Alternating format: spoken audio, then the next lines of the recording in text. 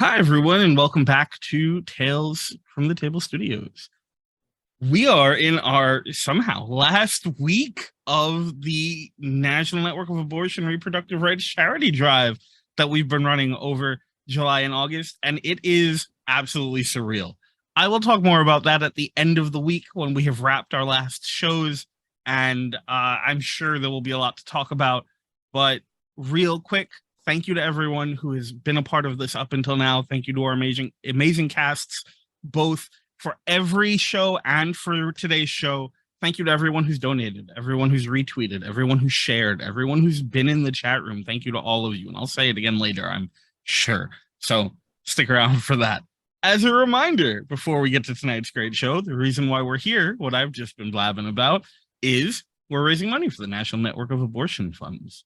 Unfortunately, right now, there are a lot of people who are being denied bodily autonomy and the reproductive rights that they deserve to have. And we are doing what we can to take a stand against that, to refuse to allow things to be taken away from people to the best of our ability. And so any amount of money that you donate, from $1 to $100, more or less, doesn't matter, all of it is going to go to the National Network of Abortion Funds, who then are going to take it and send it to local abortion funds so that they can pay for logistics, travel expenses, medical expenses, and sometimes temporary housing for people who otherwise would not be able to get the help, support, and protection that they need, because that's important. And anyone who disagrees can go fuck themselves. Usually I'm pretty nice about the language, but I'll say it again just in case. Anyone who doesn't agree can go fuck themselves. Now, we've got an amazing game tonight. We're going to have more games throughout the week, but I have said plenty. So I'm going to pass it off to our amazing group so we can begin this exciting final episode of Terror at Bone Gulch. Welcome back, y'all, to Terror at Bone Gulch. An actual play of GURPS horror set in the Old West for the National Network of Abortion Funds. Now, here in a minute, I'll tell you where we left off, but first I'd like to introduce the players in this fateful little play. Christopher. Hi, I'm Christopher Rice. I am a game designer and writer, and I am playing Isaiah, the soon-to-be a vampire, I think. Stefan. Hi, I'm Stefan Huddleston, and I am a historian who focuses in pop culture and games, among other things. And I'm playing Sam, the former Buffalo soldier who might be getting a little long in the tooth soon. We'll see. Justina. Hi, I'm Justina, and I play Eloise Collier, the possibly soon-to-be ex-schoolmarm with a dirty secret. And last but not least, the Eye, Mr. McCallister. I am the Eye. I'm here to shoot undead things that won't die. That's why I'm here. When last we left, these poor benighted souls, they had just come up to the outer gate of the brand new mansion on the edge of the gulch. Big stone wall right round the outside of his estate. Iron gate closed. But it swung open at their approach. The next thing they heard was the baying of hounds and the barking of dogs. And a huge number of those animals, red of eye and slavering at the mouth like they was all rabid, are charging our intrepid heroes, where they and their mentor, Benjamin, old Ben, wait and prepare. Now, before y'all actually take any actions in response to this, I'm going to need you to make a will roll. It is not a fright check, but it is a will roll.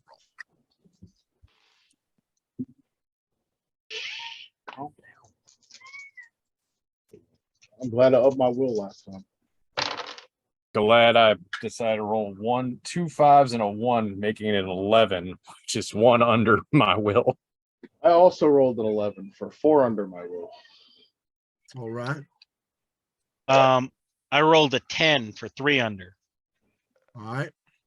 I rolled a 9 for 4 under.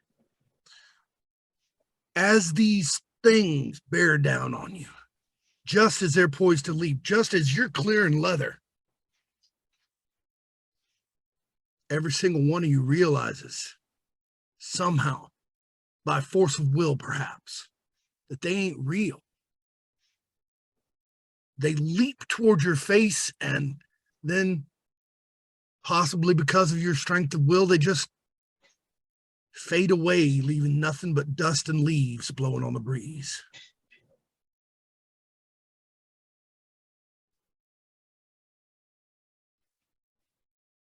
The gate's still open, though.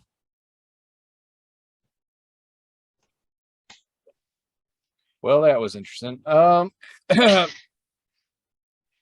It seems our presence is already known, which is not my favorite thing. How much for sneaking? Yeah. That does not bode well. No, sir. This is like noon, right? It's like sun's high in the sky at this point. Mhm. Well, I guess we take the invitation. I'm not one for turning down hospitality.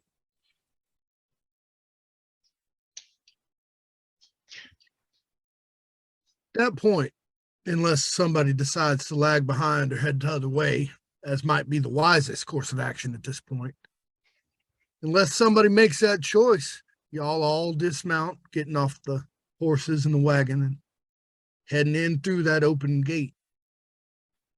Do we need to do anything at this point to prepare that dynamite? As soon as McCallister's off the horse, he will start surveying the house. I'm wondering, why go in when we can just blow it up from out here? Well,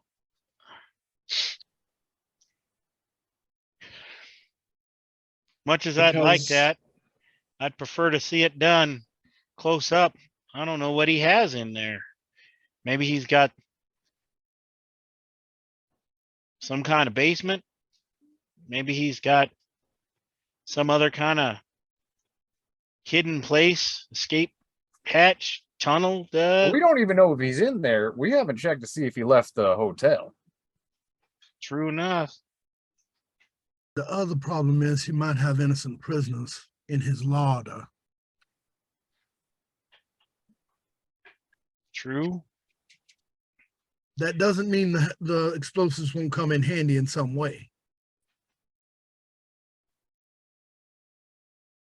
Colonel, didn't you also say that he had to have his heart cut out in order for him to die? That's the servant.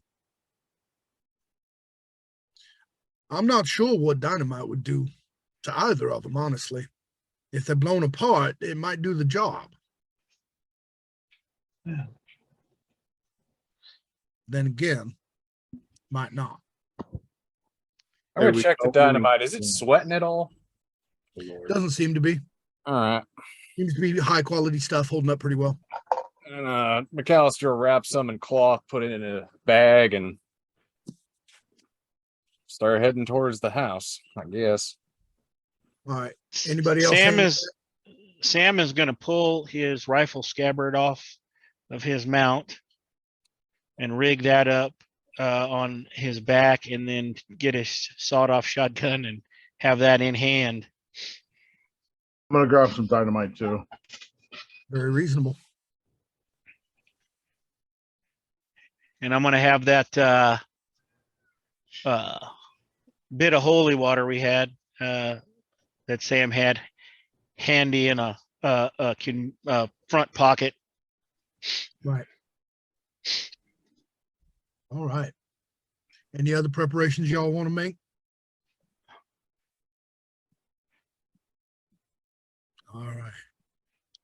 having girded your loins, as it were, you progress through that iron gate, those iron spikes looking like jagged teeth in the broad, hot sun daylight. But then I'm going to need y'all, just as you step through, when the gate clangs shut behind you, I'm going to need y'all to make another will roll. Once again, it is not fear. 9 out of 12. Not matching my dice. I also rolled a 9, so success by 16 or 6 by 6. Okay. I got an 11 out of 13. 8 out of 13. All right. So the highest margin was 6. All right. Just after y'all step in, you swear you blink. You swear no time has passed. But the very next second, it's dark, it's misty, and there's clouds blowing over the moon.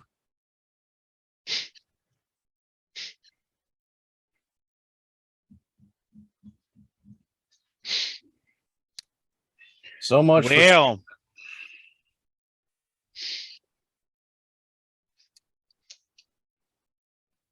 Oh dear. no, sir. I don't like it. Nor do I. I've not heard of this before.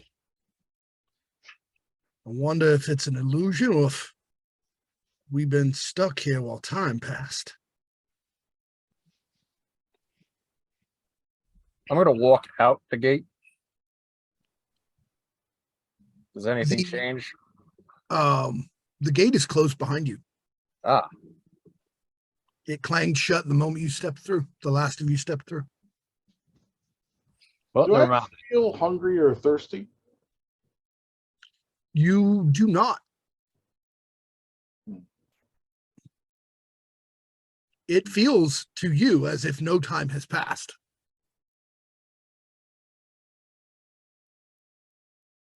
Does Eloise have a timepiece? Don't see why she shouldn't. All right, so I'm going to look at it. What time does it say? Well, one of the problems with timepieces is they only show 12 hours. It shows around about 12, which is pretty close to what it showed before.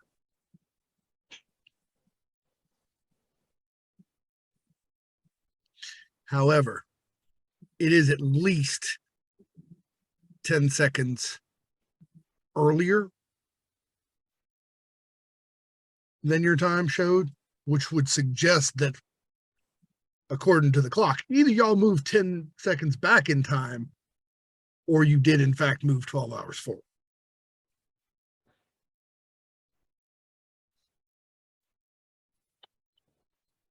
Well, McCallister's going to go up to the door. Don't think worrying about what's already happened is going to really do anything for us. I gotta take a quick look at the door to see if it's just a normal door or does it look like it's made of steel or some crazy shit. No, it's big old wooden double door. All right, can I roll my forced entry to bust open this door then? You absolutely can. Mr. McCallister, Yeah. can we knock? Oh, I'm sorry. I did not know that we wanted to practice common etiquette towards the individual we are here to kill. My apologies. You go right ahead, Miss Eloise. No, it's fine. Go right ahead. Take your knock. You do realize if you bust down the door, everybody's going to come running. But if we knock, we might get lucky. They already know we're here. I figure they do. All right. All right, fine. Go, Miss Eloise. I bow to your superior custom. Right. Honestly, I don't know which one's better, so y'all go right ahead. Eloise is going to knock. Callister's standing there behind her, arms crossed. Like, all right. The door The double doors swing open slowly with a creak. No one behind them. Peering into the darkness of the house, it seems to be lit here and there with gaslight. Ordinarily, I'd say ladies first, Miss Eloise, but I think in this case, maybe one of us ought to go first. As you insist. So who does? Sam's gonna step through. All right. Sam steps into a foyer. Well, no, it's pretty fancy, so it's one of them foyers. Mm. Sam steps through into the foyer where there are seats along the wall for people to sit, beautiful paintings on the walls, mostly Spanish and French work. No artists you recognize, but beautiful work. Mostly hunting scenes, like animals, deer, boar, that sort of thing, but rendered in dark reds and browns mostly. As I said, it's dimly lit by gaslight in that old way where it's kind of pretending to like it's a candle or an old lantern, but you know, gas is piped through. There's at the other end of the foyer, there are another set of doors that are already open, and you can see into a grand chamber with a set of stairs on either side of it leading up to a balcony. Y'all know what I'm talking about in that regard? Mm-hmm. Very good. There doesn't seem to be anybody there. There is a large chandelier hanging above the great room and a bare rug on the floor. There doesn't seem to be a whole lot of furniture here. This is obviously just the big room that exists to be impressive when you first enter. It's the kind of room only a really, really rich, self-important person would have.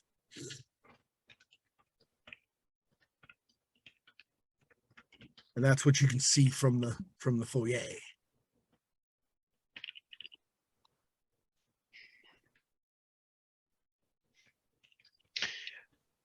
Other than the gas lighting that's in here, does it appear that in this part of the house, can I see anything that looks like an oil lantern or anything anywhere? No. Okay. Yeah, there are no lamps on the tables, no lanterns set to the side, none of that.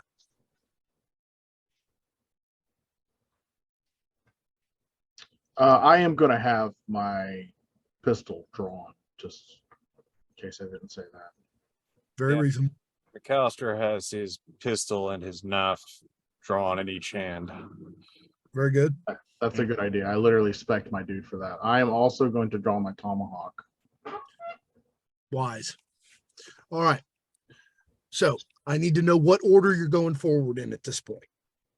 There's room for y'all to go for two of y'all to go side by side. It's a big damn mansion built far bigger than anybody reasonable would want to have. Dixie, you want to bring up the rear, or do you want me to do it? I can do it. All right, Miss Eloise, you and I are made in this sandwich. Indeed. All right. In that case, if Isaiah's at the rear, then I believe I will go ahead and take the front with Samuel. All right. All righty. And he draws a pistol in one hand and his saber in the other. And that saber does gleam with that silver edge to it. Sam's going to have his sawed off, held, but also pull out his knife too. Just You never know what might happen. Perfectly. Yeah. Step by step, you move forward eyes darting each and every way. Gaslight flickers. It's not dependable. It's more dependable than candles or torches, but it does strange things to the eyes if you're not used to it. And the silence in the house is almost deafening after the sound of the wind through the canyons that you heard outside. Well, The that's door fine. doesn't slam behind you, but it does creak closed. And as you cross out of the foyer into that grand room, same thing happens again. All in all, mighty discomforting.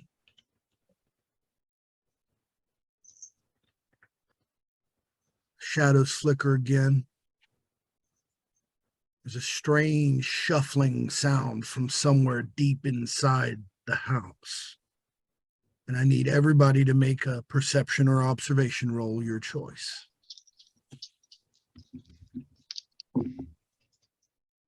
12 out of 12. I actually credit. I rolled a 4.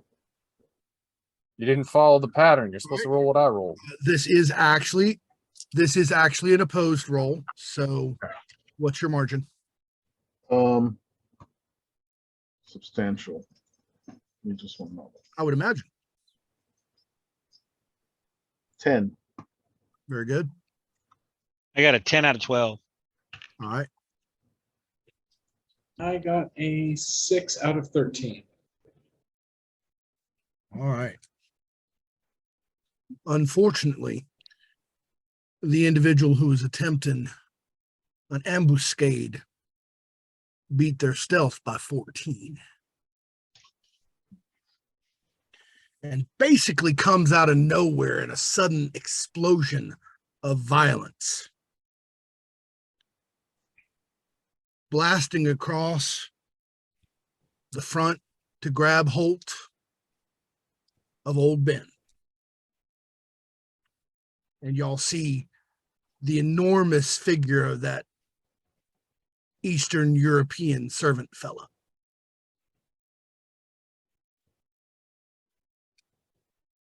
Great. Ben tries to get his sword up in time and makes a valiant effort, working hard to try to dodge out the way while interposing his blade. Doesn't quite make it.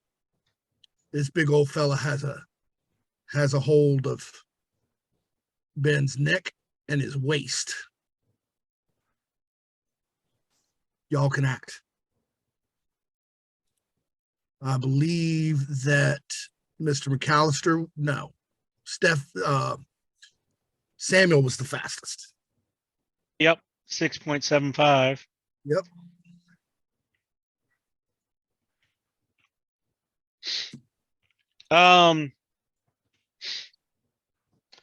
Seeing as he's got a hold of the colonel and he is right on top of me, I am going to stab at him with my knife. Perfectly reasonable. Aiming for anything specific? I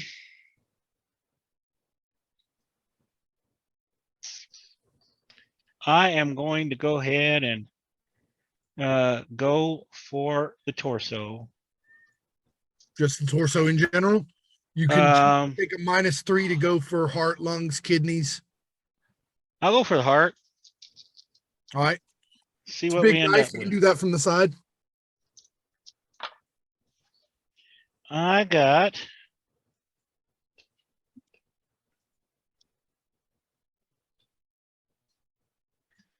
a 9 and my knife skill is a 15.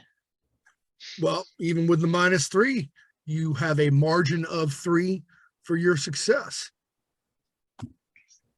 You got him right in the vital area, got right up under the arm, through that open space. You are sure as shit that you got him in the heart. Go ahead and roll your damage. Large knife is 1d minus 1. Is that right? Depends on your strengths. Large Does it? large knife for thrust is thrust minus 1 impaling. So it's your thrust damage for your basic damage. Okay. What's your strength? Looks like my thrust damage is 1d minus 1. Okay, yeah. It says so. All right. So you're rolling 1d minus 2. Yep. All righty. And I rolled a 5 on the die, so 3 looks like. Yep. All right. Now, 3 points of damage from an impaling weapon to the vitals is tripled. So you get 9 points damage.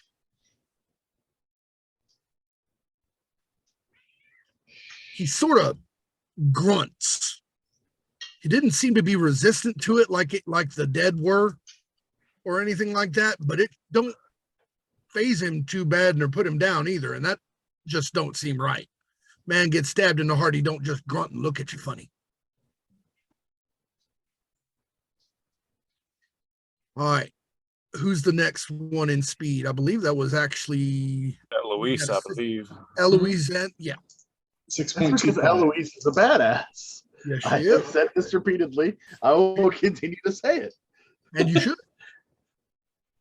All right, so Eloise is going to draw her. She's gonna use her knife and make an attempt to stab this guy. You know, just kind of do Julius Caesar on him.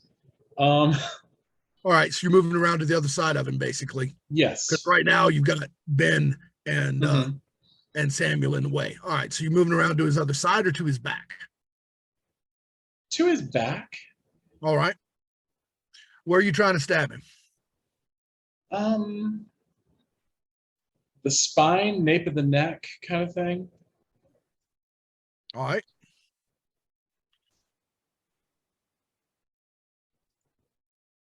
The neck will be a -5 to your skill. Okay, so let's check my skill. Okay. Oh, wow. So I got a 4. So yay, that's good. Yes, even with the -3 and 4, that's critical. So you have got a critical hit to his neck. I'm going to need you to roll that critical hit result. Roll 3d6. 3d6. Okay. All right. On that one, I got 12. Huh, nice. Okay. So what happens there is you get to roll damage and he drops whatever he's holding, which happens to be. Oh, that's good. Drop the kernel. Okay. My thrust damage is 1d minus 3.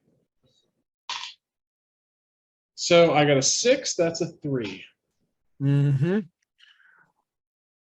However, neck damage. ×2 for impaling. Yep. That's correct.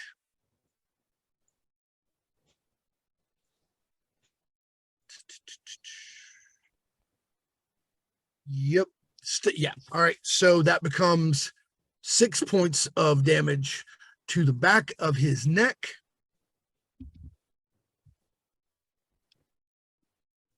Other than dropping the kernel and being, bleeding, you don't seem to have disabled him, which once again, getting stabbed in the back of one's neck in the spinal region should be disabling for most folks, especially when you tag it real good like that. But that does not seem to be the case in this particular situation. All right. And is it McCallister or Isaiah? It is McCallister. All right. All right. That's what I thought. McCallister is going to try, because I think it's going to be better to try to disable him before we try to kill him. Now, keep in mind, you have a clear view of his front now as he's dropped Ben. Do I go for a lethal shot or do I go for a disabling shot? Well, keep in mind, if you use a firearm, there are two people right close to him, one of whom's behind him. They ain't providing cover, but if you miss. Yeah. Well, my pistol's at 16 now, right? Yep. I ain't saying it ain't worth trying. I'm just making sure you know the risks. What's the minus to trying to take out his leg? -2. Yeah, it's only a -2 for a leg. All right. You're better off going, if you've got the skill for it, you're better off going for the foot. That's -4, but the crippling threshold is 1/3 HP instead of 1/2 HP. It's true. All right, I'm going for a foot. And that it does the same exact thing. It makes them basically less than mobile. Yep. Or you could be a jerk. You could be a jerk and go for the pelvis, and that's only -3. Well, I went for a foot and I got a 4. Very nice. All right, so we're rolling another critical hit. Roll 3d6. And at that -1, right? No, the 3d6 you're rolling for the crit, it's just 3d6. We do that before we roll the damage. 10. All right. Well, normal damage only. Go ahead. But it doesn't, on any crit, he doesn't even get a chance to defend. So go ahead and roll that damage. 6, 5, 11, 14. Oh, nice. All right. Well, as he has neither DR nor damage tolerance, that's 14 points of damage to the foot. He does not have 40 odd hit points. So that foot is crippled. He's still standing on it, but he's probably not going to be moving near as fast as he ought. That was kind of the point. Isaiah. He's still standing, you say. Yeah, And I have a shot at him, you say. you do. I am going to attack the other foot. Because I'm Nice. We're going for a full Ace Ventura here. All right. Let's see. Skill is going to be 18 -4. What's my range? You're short. So 12 or less. I rolled a 10. All right. Go ahead and roll your damage.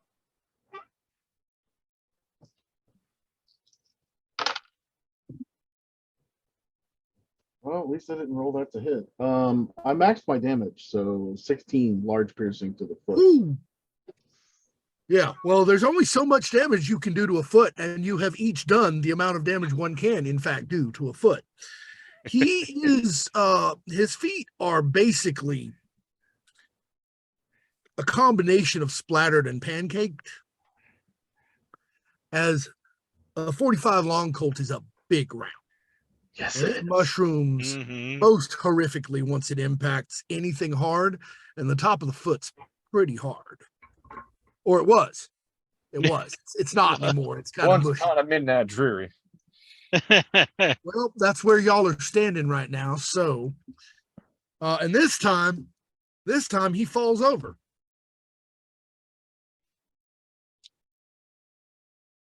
But on his way down,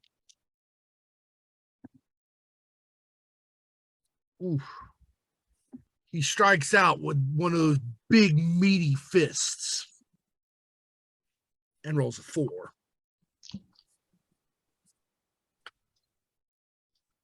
To hit old Ben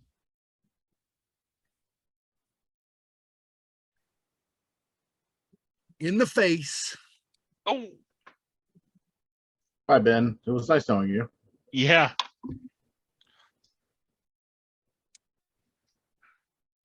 for triple damage on the crit. Oh. So I suspect he has no more face. That might be accurate.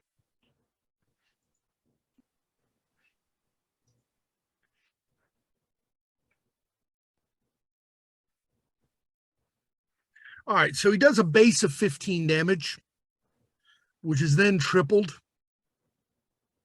Yeah, which is then tripled before any DR or anything because it was crit. It is tripled to 45 points damage. And yeah, it obliterates old Ben's face and the head behind it. And there are pieces of, basically, he brought his whole body weight down on Ben just as Ben was trying to get up as he was falling. Smashed right down through Ben's head into the floor. Now you also hear his fist kind of crunch. But that might not be too much of a consolation, all things considered. What hand was that? What hand punched turned Ben into sludge? Right hand? Right hand? Okay, good. Note for later.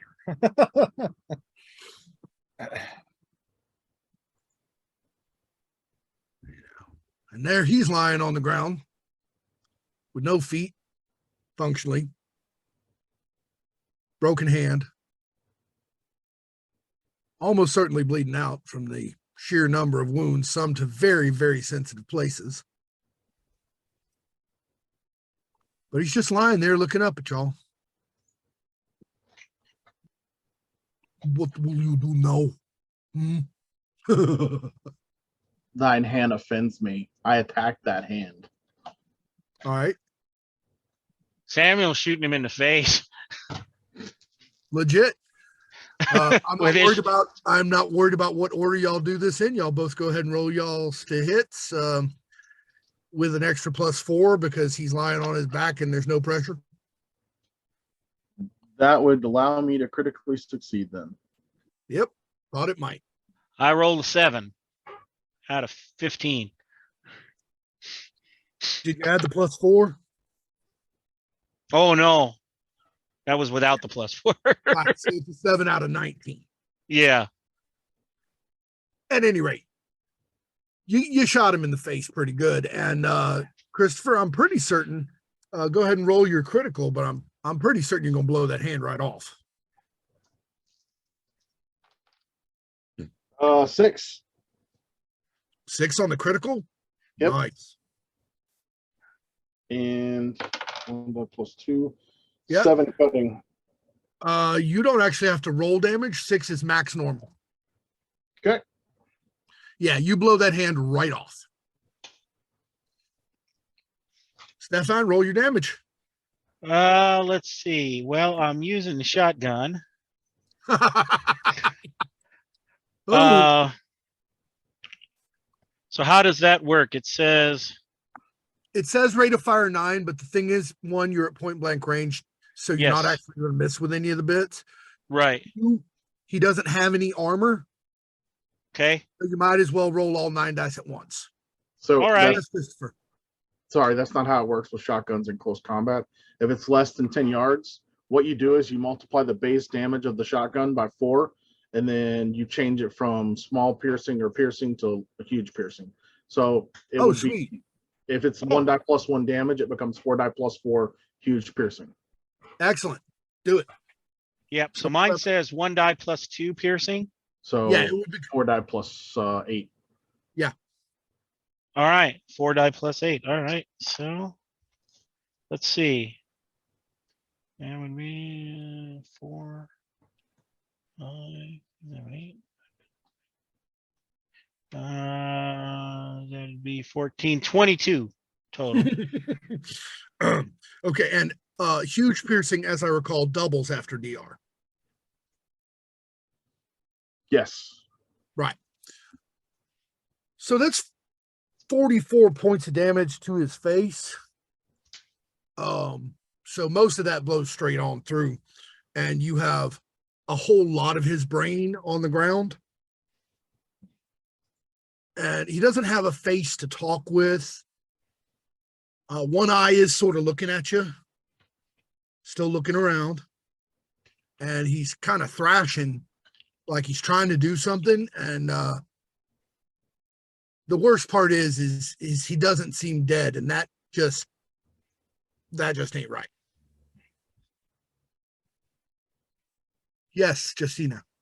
I think Eloise, I just rolled for her. She got a 5 to begin excising his heart, having watched the doc do this sort of stuff before. Just knife skill. Knife skill is fine. You don't need surgery to remove a heart when you're trying to hurt people, so that's fine. Yeah, you are engaged in that process. It does not take very long. It's not, a single attack, but you do manage to carve that thing out because he's not currently able to resist you. And within about 30 seconds, you're a schoolmarm covered in a man's blood with his heart in your hands, and that body has stopped twitching.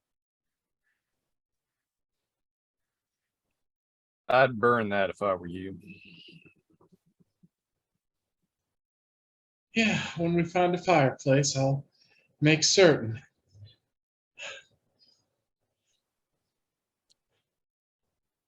All right. I'm going to need everybody who has the appropriate problems to roll for post-combat shakes. Yep, that'd be me. And now that the adrenaline has worn off, I will need a fright check from the cumulative crazy of the last few moments. So I rolled an 11 out of 12 on my post-combat shakes. Okay, then you are not shaking. And fright check. Mm-hmm.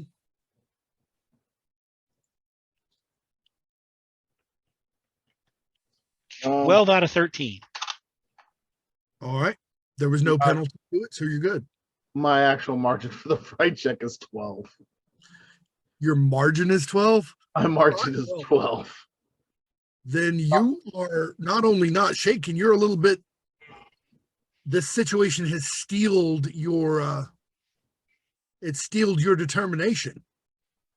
You'll have a plus one. You'll have a further +1 on fright checks until I tell you otherwise. Okay. I did the exact opposite. I rolled a 15 out of 12. Oh dear. All right.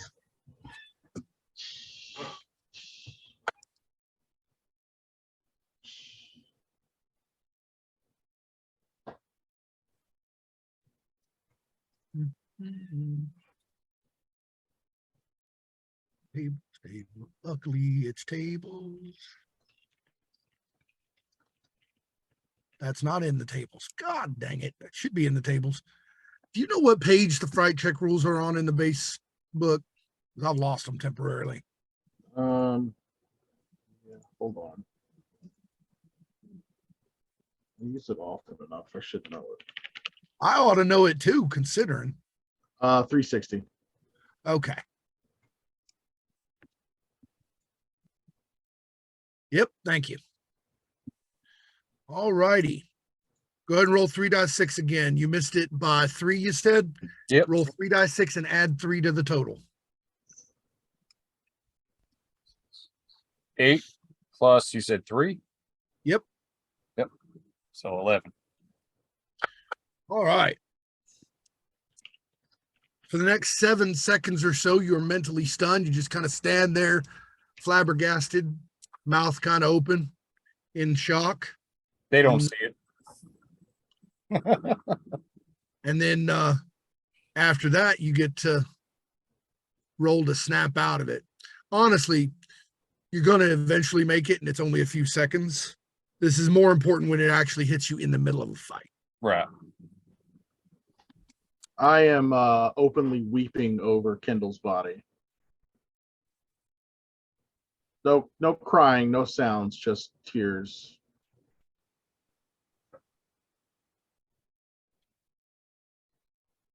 The door under the staircase creaks open inward. Nothing comes out.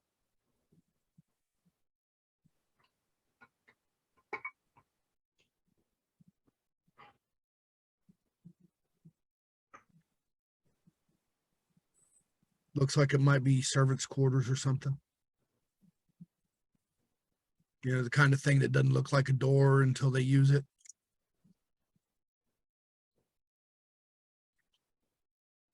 I don't know if we should take the invitated route or not.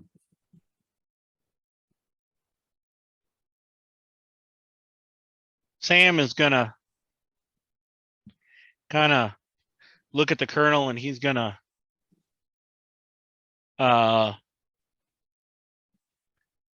bend down and take did he have that holy water on him still from before? Yep. I'm gonna take that and any silver ammunition he had on him. I don't recall y'all giving him silver ammunition. He was going to use his silver saber. Oh, that's right. That's right. All righty. And then I'm just gonna kind of say a quick little few words over him real quick. Which of the saints are you calling on? Oh, good question. You know, probably just since he just passed, I'm probably be St. Peter. Mm-hmm. Right, because if he'd been dead longer, you'd have to figure out the syncretism for Gede or Samedi. Yep. Isn't that Raphael? Maybe. Yeah, that might be right. Thought it was Gabriel. Raphael's For Samedi, I think Gabriel. Because Raphael's the angel of healing. He's also a psychopath. He It's is. true. She is dead. But yeah, I'll say a couple words and then say, well,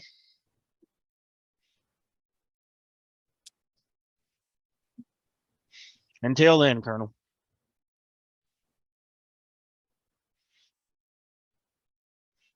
While they're doing that, McCallister's kind of standing on the side, just keeping a watch. Mm-hmm. It's the faintest whisper of something, either at the lowest amount of your hearing or at the back of your mind. You can almost hear the colonel saying something.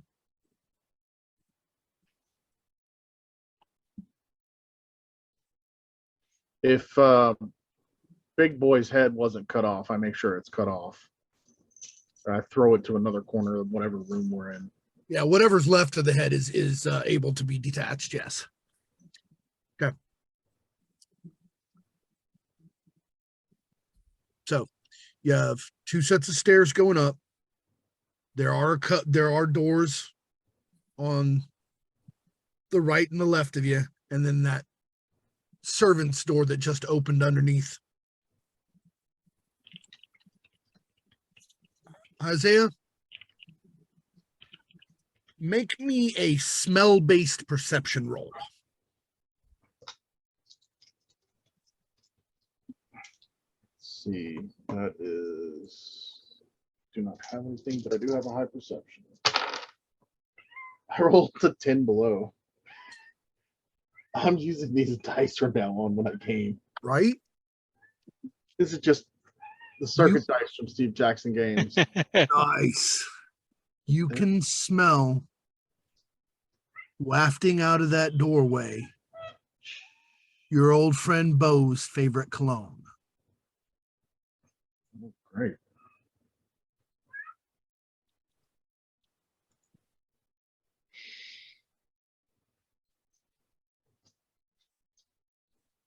I'm going to say it again. I don't think we should take the invited route, but I'll follow your lead.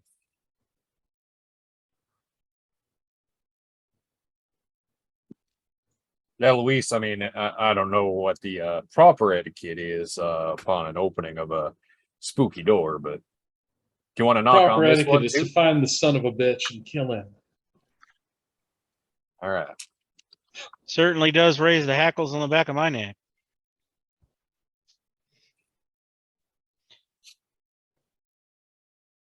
What other pathways do we see other than that door from this room? You got that door. You got a door into another room to your left, door into another room to your right. And then the stairs lead up to the balcony and there are doors up there.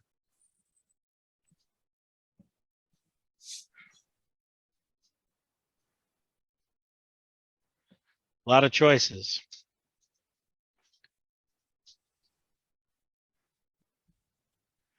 What do y'all want to do? I vote for left.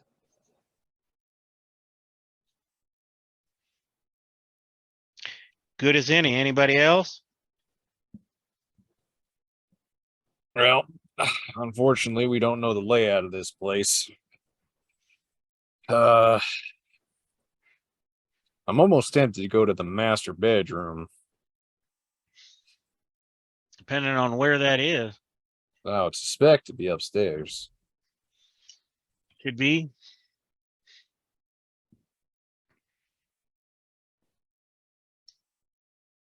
So, votes on that. I think if we go left, then we're at least staying on this floor, and maybe we clear this floor before we go up. It's a good idea. Yeah, that sounds like a good plan. Also, pompous sons of bitches don't receive you in that bedroom. Left then.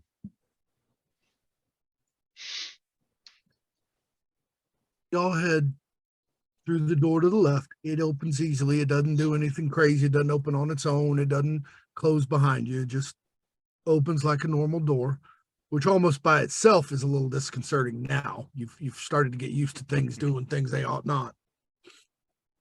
Find yourself in a hallway.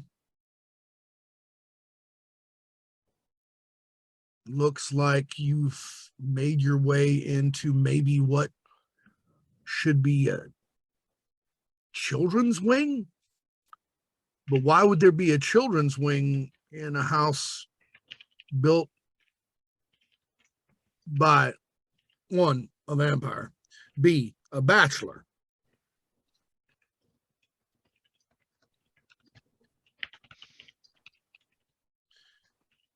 Everything's got the kind of designs you'd expect from a late Victorian children's wing, the kinds of fanciful fairy designs in the wallpaper and that sort of thing. Of course, all of them are not quite right. The fairies have blood running from their mouths, razor-edged wings, nameless monstrosities hiding under toadstools, that sort of thing. Well, There's at least five doors down here. McCallister's gonna reload that bullet that he used. Yep, reloading the shotgun. You said there's 5 doors? Yep. You turned left. There are 5 doors, and they're all along the right side because the left side pretty much goes straight to the outside, although there's barely any. There's windows, but they're curtained, and even the pale light of the moon ain't getting in through them much.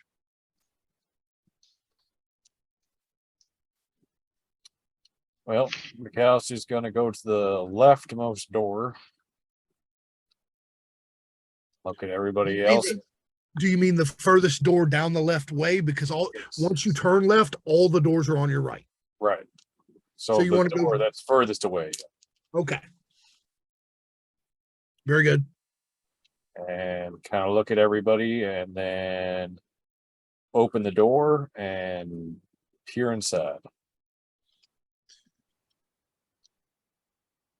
You open the door and the smell almost overwhelms you. The smell of fresh blood, that coppery smell, that slightly sweet smell that you got way too used to, combined with the smells that come from men who've died just recently.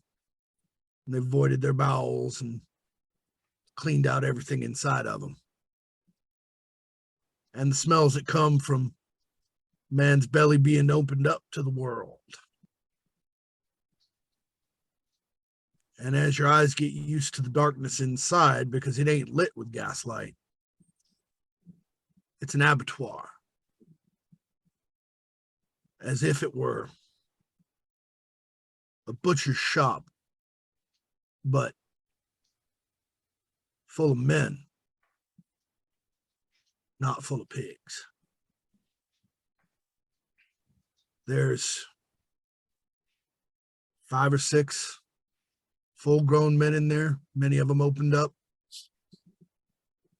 blood everywhere, body parts detached, at least one of them actually hanging on a hook. And every one of them is a local native.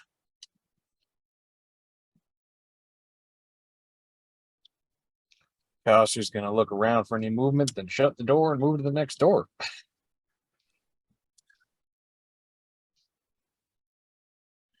Do you think that would be enough beyond the pale for him that he might have to make a fright check, or is he that used to dead bodies? I mean, he's been Maybe around at quite a once. few dead bodies. That's true.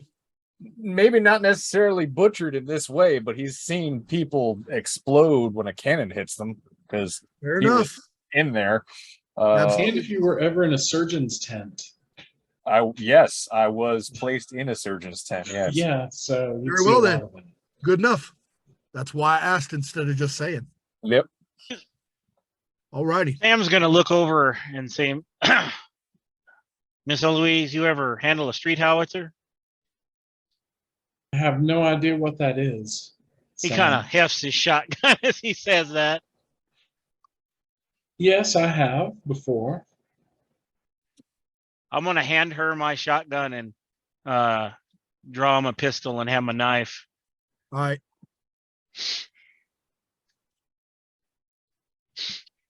McCallister's just clearing doors at this point, going down each one. Most of the rest of the rooms look like they're set up for either children or teenagers to sleep in. They're perfectly normal rooms with that same not quite right pictures on the walls. And every so often in some of the rooms, you'll see that 5-pointed star twisted and tilted just that same way like the Marshall's star was.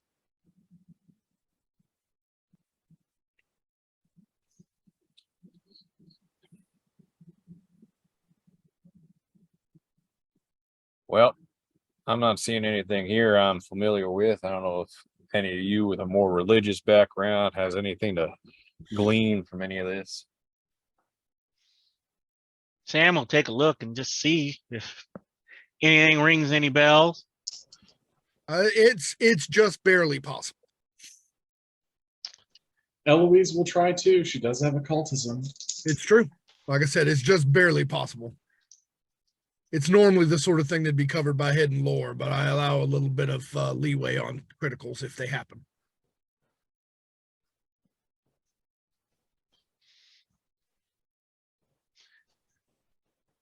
Not for me. I got a 9. All right. And Eloise got a 6. Yep. Yep. Given the penalties on it not being in your normal range, that's definitely outside of the realm of crit. So, no, Matt, closest thing you could think of either of you is a pentagram or a pentacle, but there's no.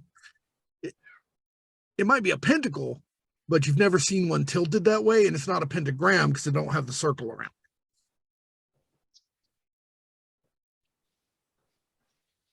Plus, it is 1 point up. It's not spun over for the devil or nothing. Well, guess we press on then. All right, up the stairs or Right-hand door. Yeah, let's check that If you're right-hand clearing side. this floor. All right. So you make it back into that main room where the horrific assault on the colonel happened. Both of the bodies are gone. There's blood. There's signs of the scuffle, but the bodies are gone. No, sir. I don't like it.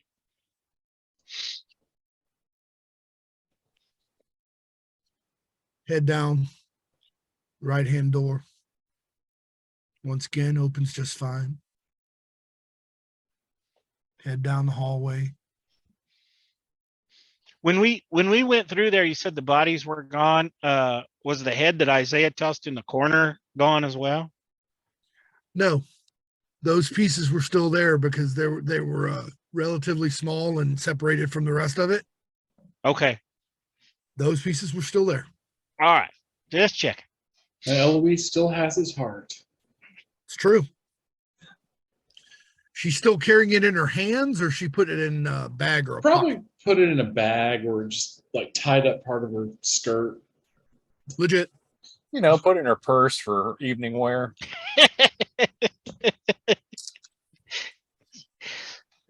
Something for crafting later. Yep. Gotta tell you, that Miss Eloise, she'll steal your heart.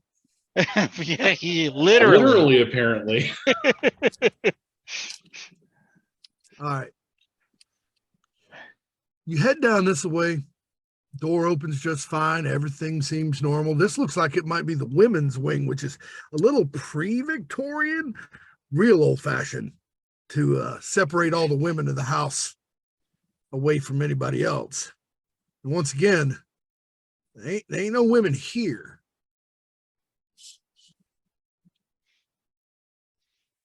Do you start at the far end again? Yep. There's another room like that first one you opened, but there ain't no bodies in it. It's just like it's prepped for use.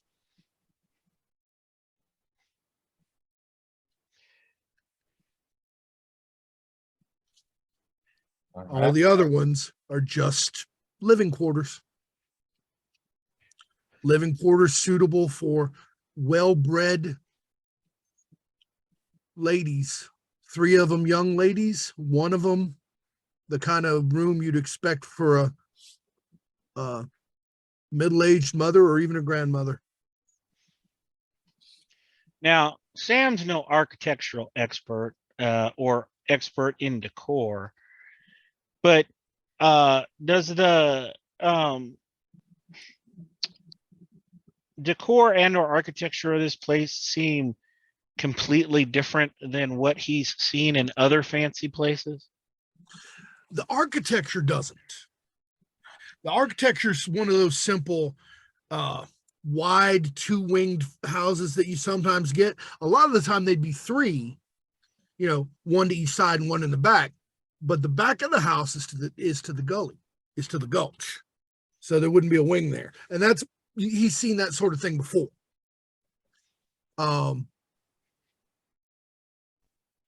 In some places where they don't like to build up tall, you'd put the master's room and stuff in that back wing. In places where they like to build tall, they very often go, up with it. There are at least 2 more stories above this one. Okay. Possibly more, because Victorian style, there's towers and balconies and things going off the main floors.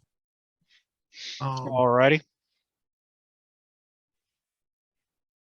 Once again, everything is just not quite right in the pastoral images and the pictures of women knitting or weaving or doing embroidery. In one of the pictures, you become aware that one of the ladies It's not particularly uncommon to sew with cat gut, but usually one removes it from the cat first. Usually.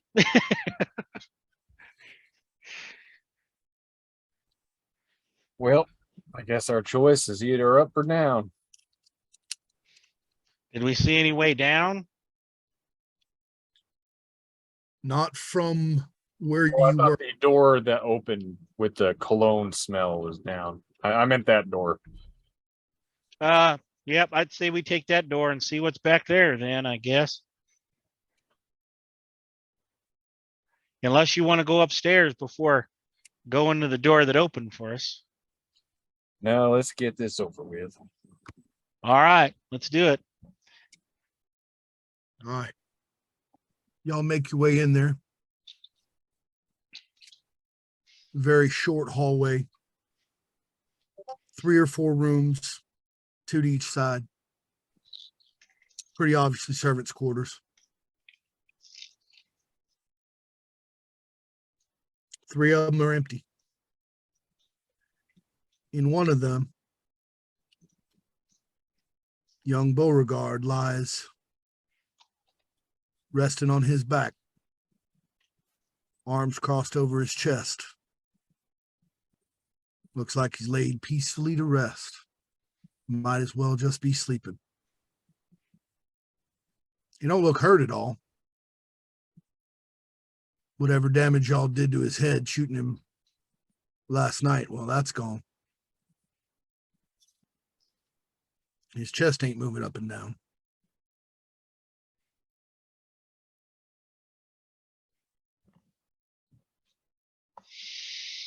Sam's just gonna shoot a glance at Isaiah.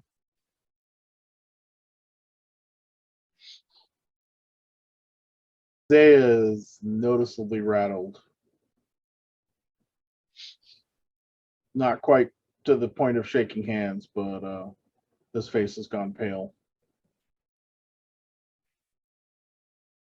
And you can see bits of his past swimming in his eyes as he's thinking back.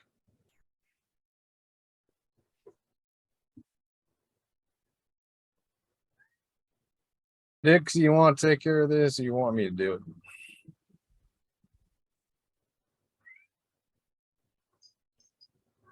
Gonna make a self-control roll.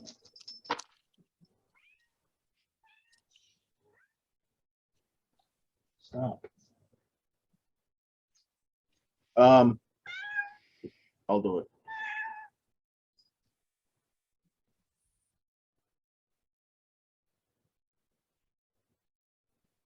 You did, of course, prepare a number of steaks.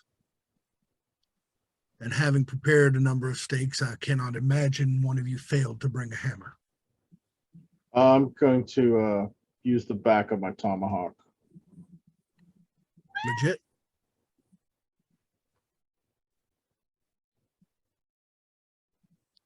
You place the steak in the appropriate spot. It's easy enough to find. Every one of y'all knows where a man's heart is. Raise that tomahawk up and bring it down. Slam. And the steak goes in with that first hit. You know, good couple inches, maybe a little more. There's a spurt of blood. Not as much as you'd expect, but there is a spurt of blood. And then a gasp as Beauregard draws in a deep breath. Probably for the sole purpose of speaking.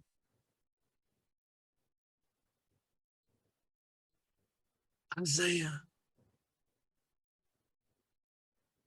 don't do it. But there's no power behind his voice now. He can't make you do anything. Slam the tomahawk again. Another 2 inches in. Another gasp. All he can do is choke out your name now. Isaiah is crying again.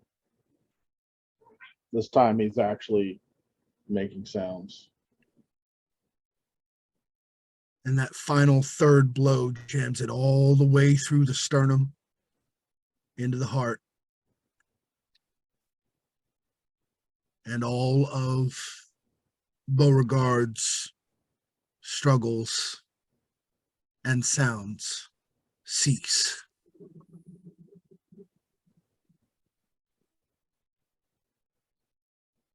And it's in that moment that a look of peace comes on his face as his eyes flutter closed.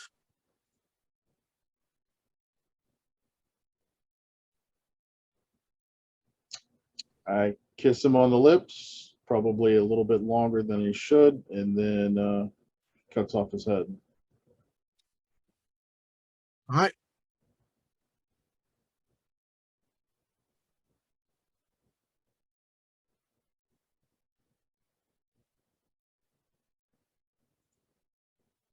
McCallister's in the hallway at this point, just keeping a watch, making sure nothing sneaks up behind us.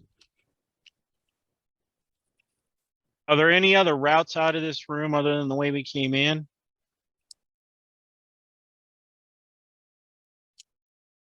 No. No, like I said, there was just 4 servants' rooms under the stairs, and that was it. Okay. If there's a basement or anything,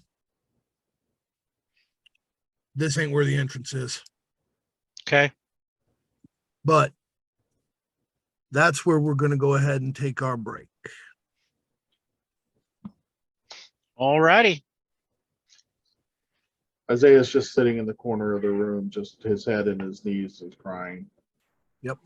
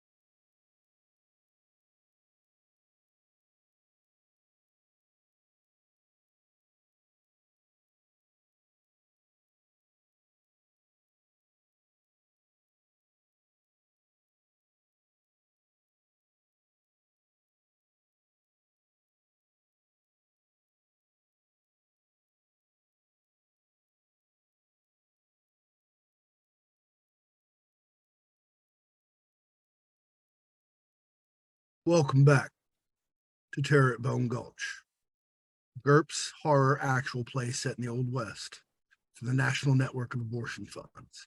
When last we left our intrepid heroes, they were shaken, saddened, but undeterred. Isaiah just had to give mercy to his oldest and best friend who he thought dead long ago.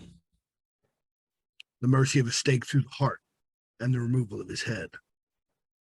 And that's where we rejoin this party, in that servant's room under the stairs.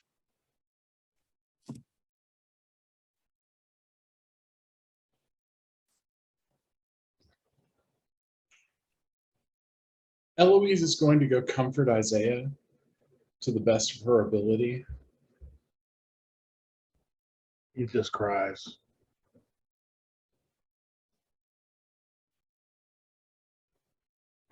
This goes on for quite some time, and Isaiah, we have to go. Is Beauregard wearing his family ring? he is I take it. reasonable. Then I steel myself and wipe the tears out of my eyes and ready to move forward.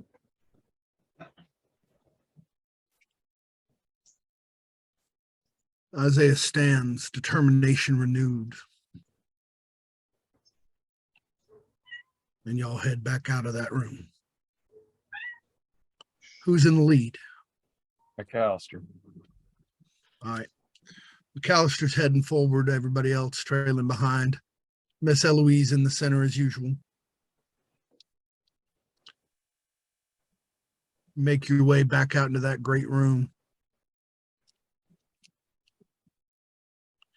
You hear sardonic laughter from up above, from the balcony.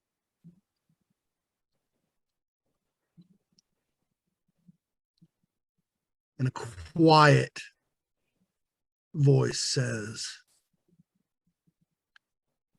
"Do you even know what it is you're doing? Do you know why?"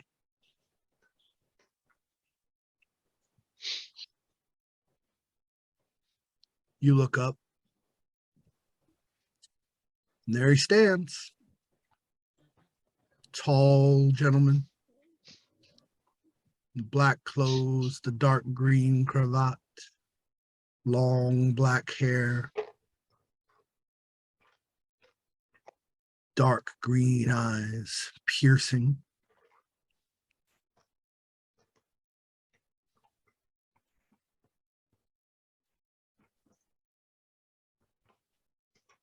Perhaps you would care to enlighten us. He begins to walk to his right, y'all's left, to that side of the staircase while speaking. Y'all have come up here to y'all. What an interesting turn of phrase, don't you think? Y'all have come up here to what? Kill the devil? Slay a vampire? Break into a man's house and kill his servants?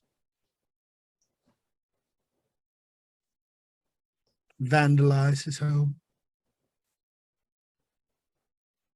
You're not the devil. You're just some asshole that can't die. Well, you're better off than most individuals I've met over the last 500 years. They seem to think that I'm some sort of evil incarnate.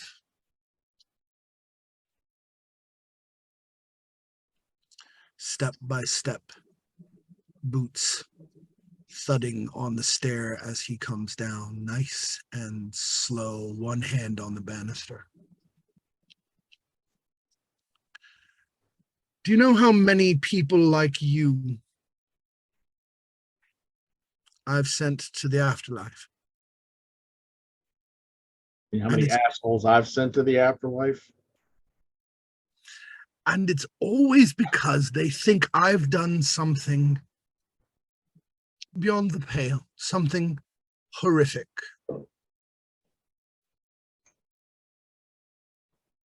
You saying you ain't? Oh no, not at all.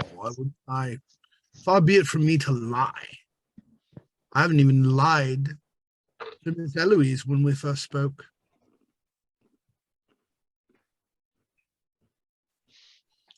Did I not say it would be unreasonable to expose the good folk of the town to me? You did. Although there are some local folks in an abattoir in the other wing. Local folks? You mean the people that your government has spent a great deal of time and money trying to eradicate, imprison, destroy, eliminate their history and their heritage? Do you mean the people that, oh, I don't know, any number of Buffalo soldiers spent a great deal of time killing? Because, after all, isn't that where they got the name Buffalo Soldier? You were paid to kill buffalo, too. Not to hunt them, just to kill them, to take them away from the natives of this fair land. And then Isaiah, you made compact with the white man and defended him against other white men when they had a disagreement over whether people should be owned. Yep. After they had moved your people far out west and made them die in droves, killed the people of the plains over and over again. You seem to think that this is about someone other than you. It's not. Oh, no, not at all. Just trying to see where your lines are, how you decide who to hunt down. I didn't see any of you breaking into the White House. I was ramping up for it. Oh, well, then you have my admiration. It's unfortunate you'll never get there.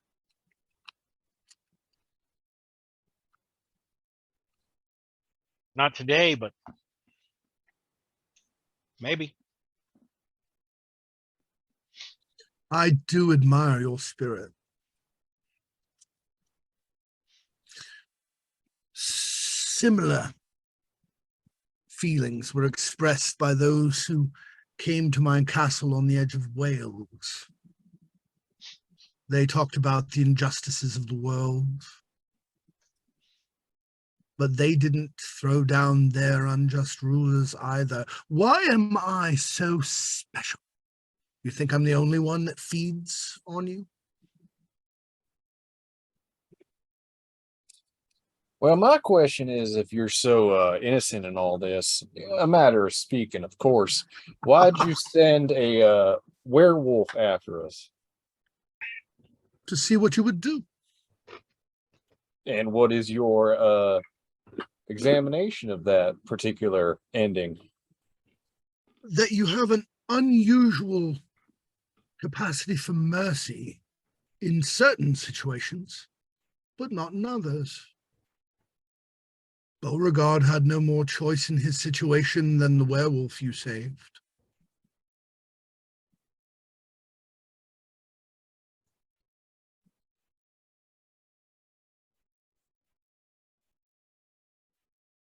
Oh, that reminds me, Miss Eloise. I have Yes. someone here who wishes to speak with you.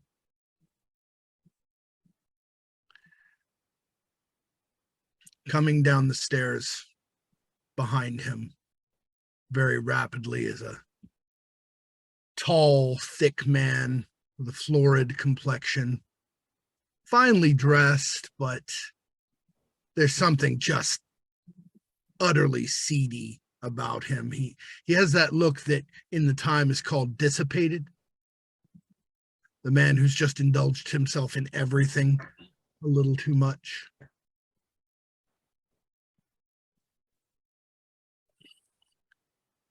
Well, now, what is it you're calling yourself now, little hussy? All right, so Eloise is going to let this fat fuck have it with both barrels. All right, go ahead.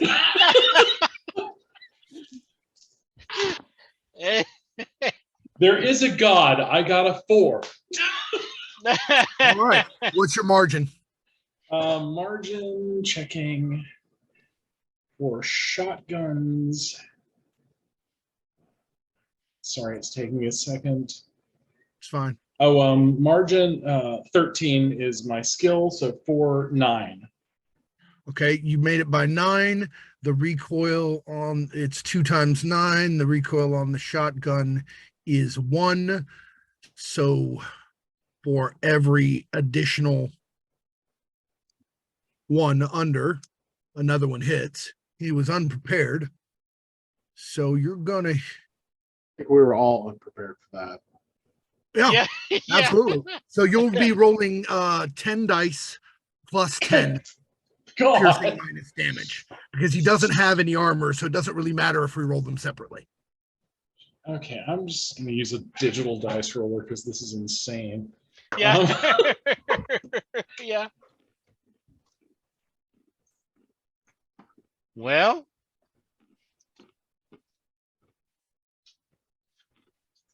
Right, and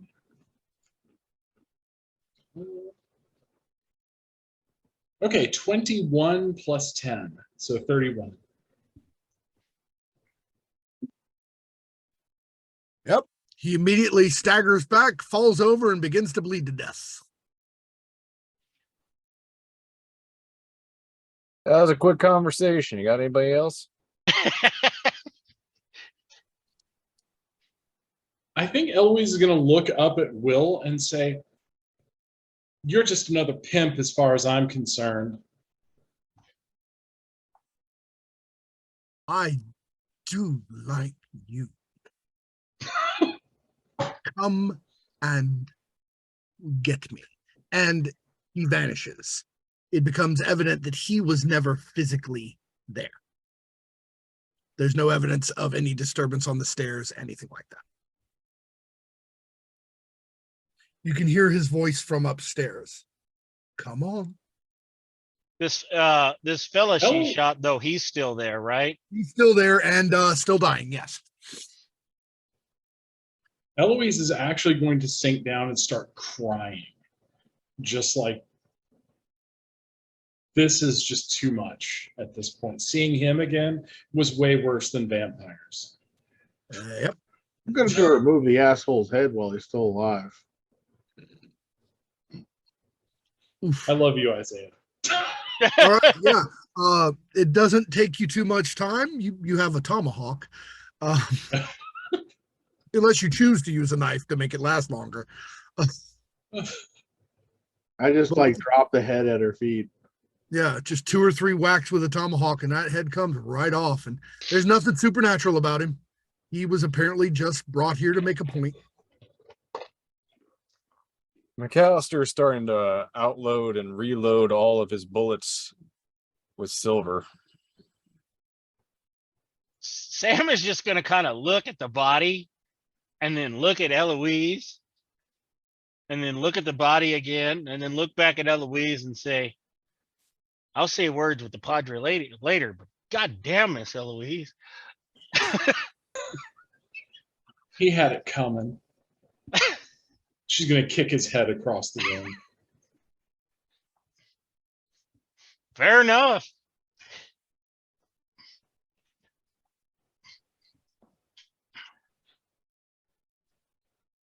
Well, McCallister's going to start marching up the stairs. Yep. Given enough time to recompose yourself and how much better it feels after you've kicked the head across the room. I'm assuming at that point y'all proceed. Yep, follow him up. All right. Very shortly, find yourself having taken a left, as that seems to have been your standard, is to go left first and then right. Having taken a left, find yourself in a long, open ballroom.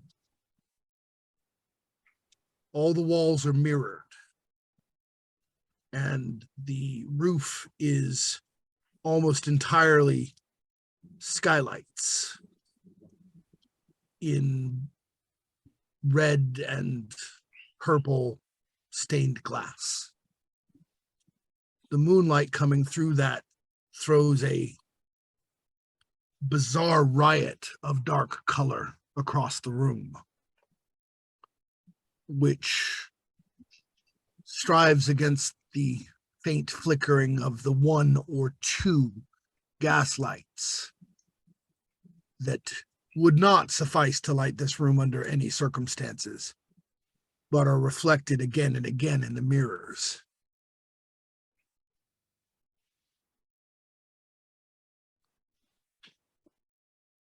And on the other side of the room,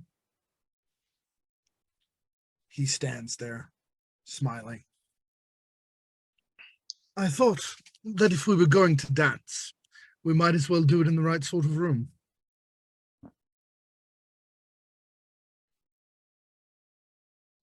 Seems appropriate to me.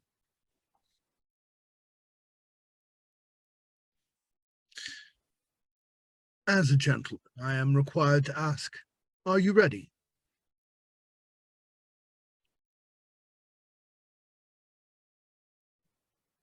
Nope, but we may as well get it over with. No other way to get it done.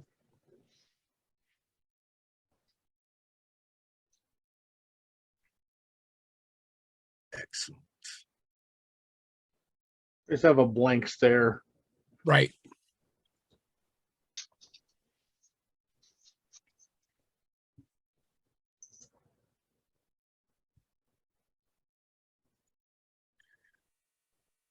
He moves with a blurring speed, faster by a factor of 2 at least than his manservant, who had moved, as you recall, with the speed of a striking snake.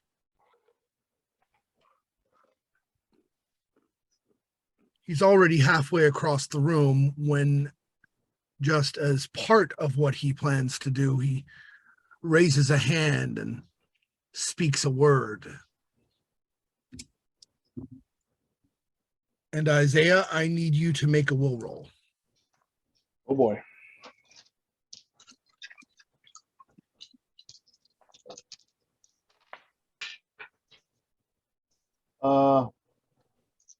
Success by 9. Right? Did I do my math right? Excellent. 15 minus 7. You actually beat his margin by 1, which means although you start to, there's a moment, all of you catch it out of the corner of your eye, even if you're not looking at Isaiah, there's a moment when his skin starts to go pale and begin to wrinkle and his hair starts to go white. His body just starts to shake with the palsy of old age. But he grits his teeth, tilts his head down, and the youth and vigor return to his flesh.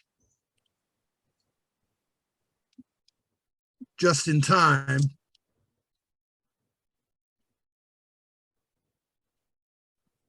for the vampire to get to the one of you who was in front, who I recall was Mr. McCallister. You have he did not critical, so you get a chance to dodge or parry as he reaches for your throat in a blur of speed. And my parry would be 11, yeah? I just don't know what my dodge is. Your dodge should be your move plus 3, if it's not right there on your sheet. Move plus 3 is 9, so I'm going for a parry. Okay. I do not make it. That's unfortunate. He does, in fact, get a good grip on your throat. And in the process,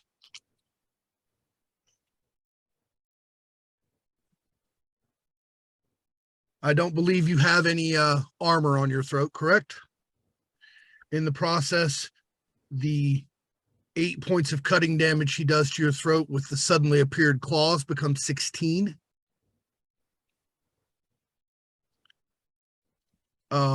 Your strength is 12, I believe. Yep. So your hit points are 12. That will drop you to -4. You're not in danger of dying right now, but you do need to make a health roll to avoid falling unconscious. Gotcha. Now, what do I do for that? You roll 3d6 and roll under your health score. I rolled a 9. You are still conscious.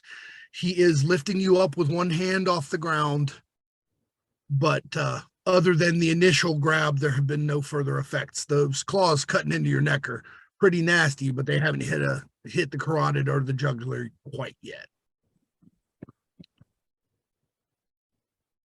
Now, as I recall, once again, the fastest amongst you is Samuel. Yep. What's your response to this?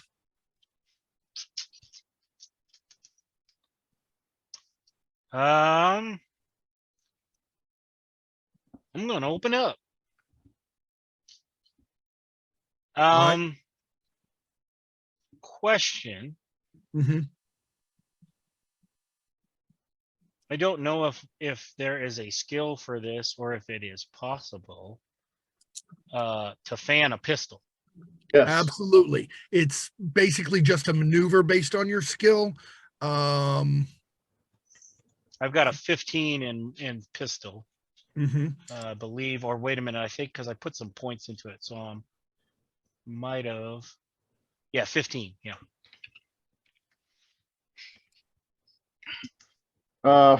Fanning requires an attack roll at -4. Right. That improves the rate of fire to 2 from 1. You can go Yep. as high as ROF 5, but each additional +1 ROF is another -2 to skill. Okay. Yep.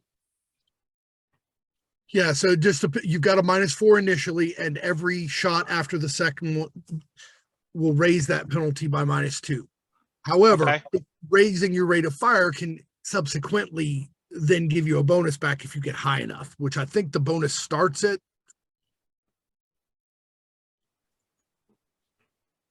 Actually, I think the bonus starts above 5. Doesn't Yeah. it? Yeah. Okay.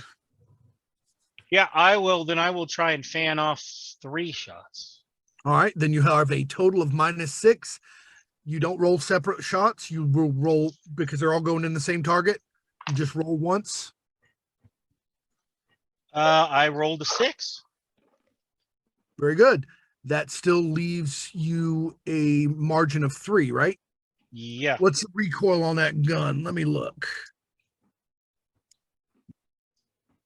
Recoil is a 4, so you only put 1 bullet in him. Okay. But you did get 1 bullet in him. Very hard to aim while fanning, plus you didn't call it, so give me a hit location. Hit low high. All righty. Let's see what we get for that. Looks like I got a 7.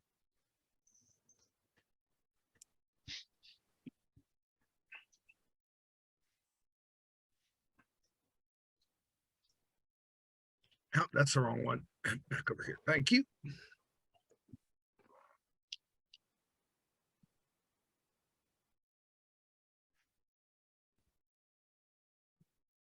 And in case it makes any difference, this is my pistol with the silver ammunition. So Yep. You got it. You got him in the right leg. okay. Go ahead and roll your damage. Alrighty.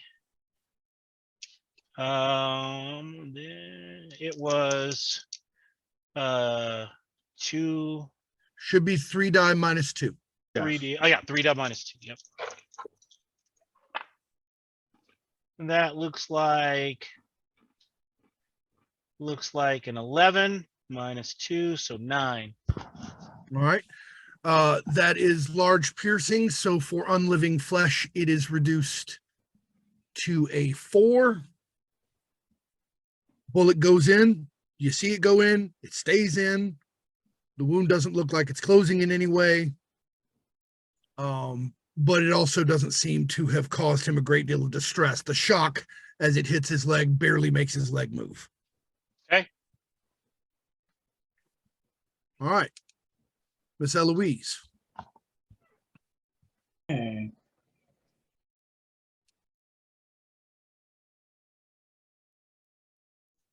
All right, so I'm going to.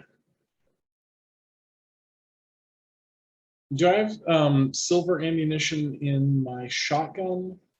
No, Okay, so I have it in the pistol. correct. So I'll shoot the pistol. All right. And I got an 11 out of 13.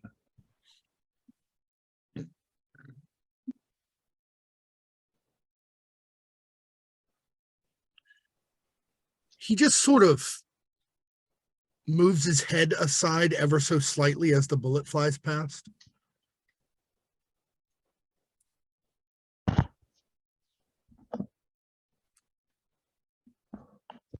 Mr. McCallister. They're dangling above the ground, a good 1.5 feet up.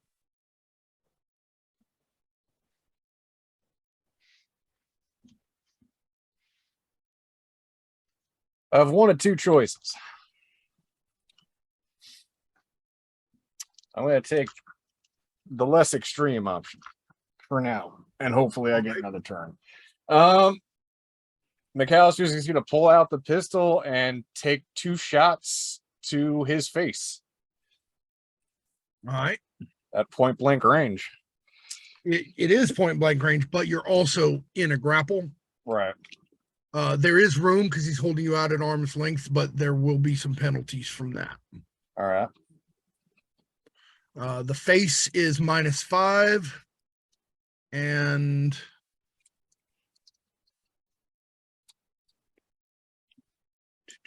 bulk statistic. Yeah. Luckily, there's a specific rule for this, and you take a -2 from its bulk, so -7. So that would put me down to 9. You can do it. That is a 4. Nice. And I lost my dice. It flew away. Well, it is now part of the void.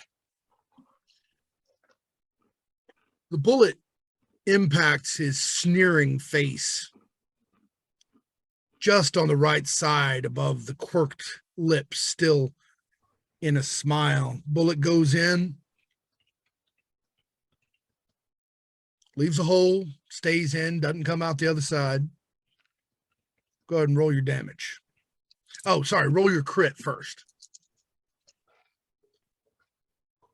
That is a 14.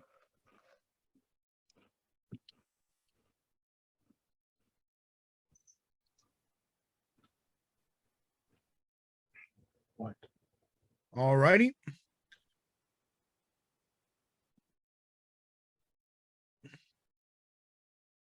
You do normal damage, but if any damage penetrates DR, treat it as if it were a major wound, which would be really important if you were capable of feeling pain. Go ahead and roll it. 15. That's a lot of damage. -1, right? So it'd be 14. It's -2, actually. Okay. Yeah, so 13. That is reduced by his unliving flesh to a 6. Like I said, bullet goes in, doesn't come out the other side. He just kind of shakes his head. Keep trying. You're doing well. Isaiah. I'm going to take an aim maneuver. All right. Very good. Then we're back up to him.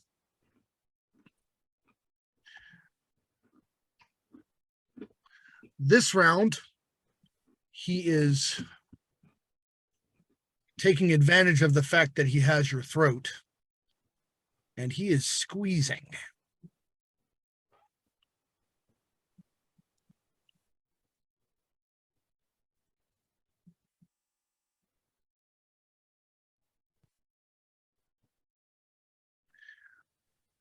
All right.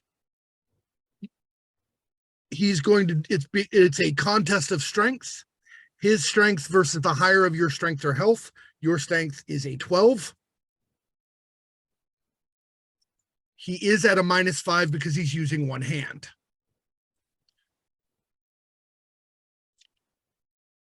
Okay. All right, so make a roll against your strength.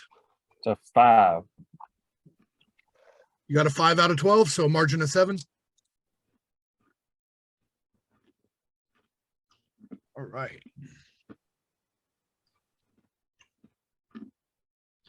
Okay, so an 8 out of 21, which is what he has after the -5, is a margin of 13. So he beat your margin by 4. No. 6. So that becomes 12 more points of damage because the injury to the neck with the cutting claws is doubled, and you are starting to suffocate and lose a fatigue point. Since you are now at -15 health, I believe. Yeah. You now must make your first roll against dying and another roll to stay conscious. Both are health rolls. They are not yet at a penalty. 13. Okay. That would be the consciousness roll first. You are unconscious. You may make your death roll. 14. Mr. McCallister, I regret to inform you, you are dead. He squeezes, there's a popping sound, his claws go into the sides of your throat, your neck snaps to the side, and he tosses you aside like a rag doll.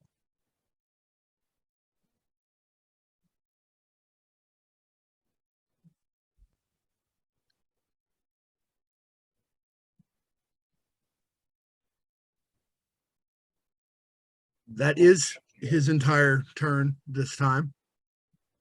So, Samuel?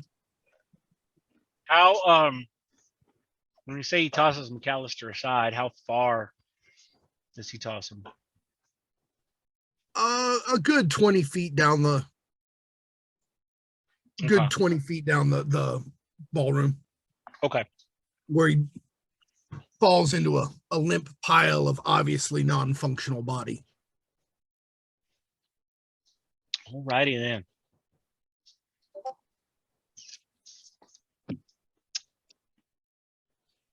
Well, I am going to try and shoot this feller in the heart. All right. Yep, that is the -3. Yep. All right, Mama needs a new pair of shoes. I rolled a 4. Very good. That is a critical hit. You guys are getting a lot of those. To be fair, you really need them. Go ahead and roll your crit. That is. Now I went the other way, a 17. Actually, good. It is. Yeah, higher's better. Okay.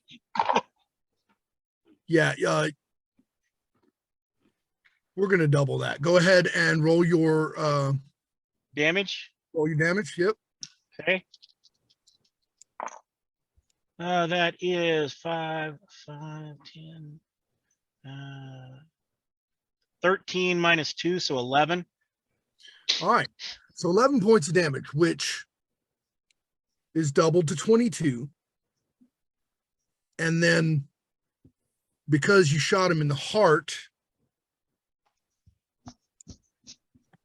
we also have that.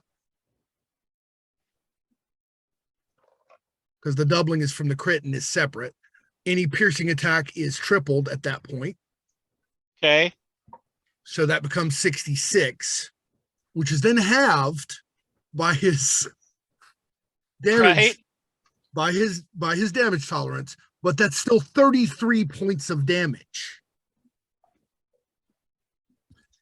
And he, for the first time, looks both startled and hurt as he staggers backward, clutching his chest.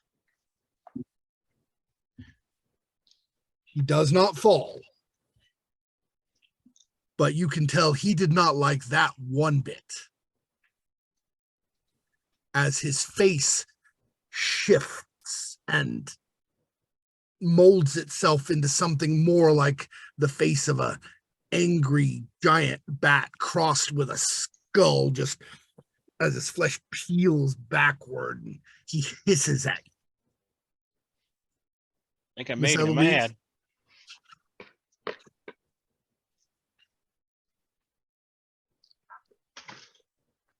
He seems quite distracted.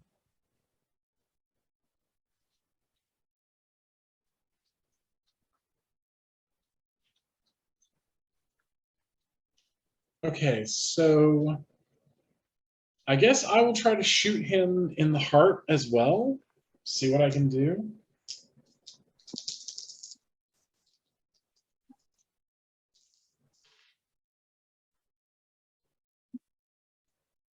Okay, I got a 5 All right. out of 13. It's not a crit, but it does hit. Go ahead and roll your damage. And what's the damage on that one? That's your old 36s, right? Yes. That's why I have this other book open.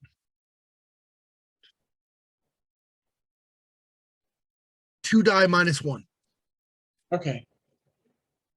So I got 6 after all that. Okay. It's not a crit, so this one drops to 3 points of damage, but it does look like he's not had, well, okay, it dropped to 3, but then it was still a vital shot, so it became a 9. Okay. But then Cool.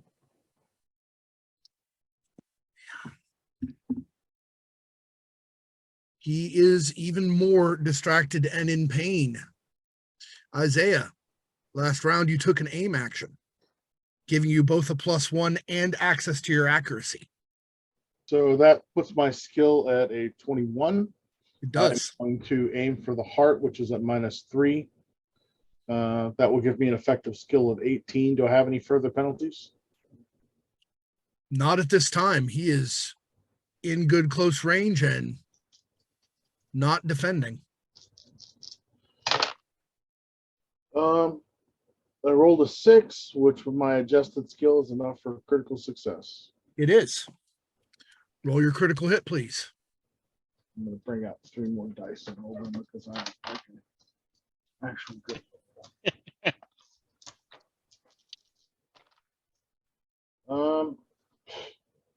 13.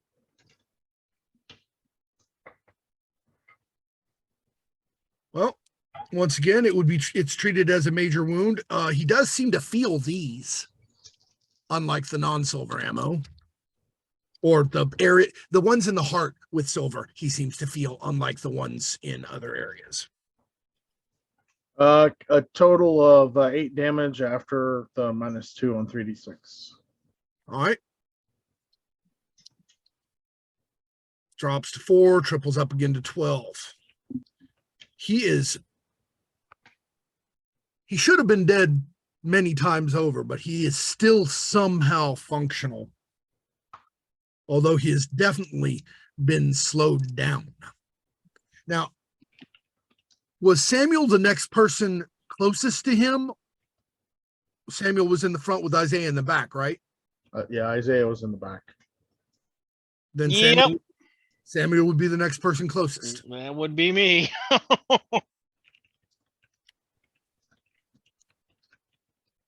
He is going to leap on you with his mouth wide open and try for a grab, followed by a Okay. bite. He has to get the grab for the bite to be possible. He doesn't have a long enough jaw to bite you while he doesn't have a grip on you. All right. Stefan, you don't happen to have acrobatics, do you? I don't think I do, unfortunately. I would suggest you retreat. That's worth at least a +1 to your. Okay. Yeah, because if you Fair. move backward, I could do that, or just let me know which would be the better option here. I do have knife skill, so I could attempt to parry. right, but he's You'd already. You'd probably be better off dodging. Okay. I'll take a shot at it. What do I need to So what's to your do move? that? My move is 6. All right. So with a retreat, your dodge would become a 10. Okay. All righty then. But first, I have to see if he even hits you. Okay. All right, he does. He would All right. succeed.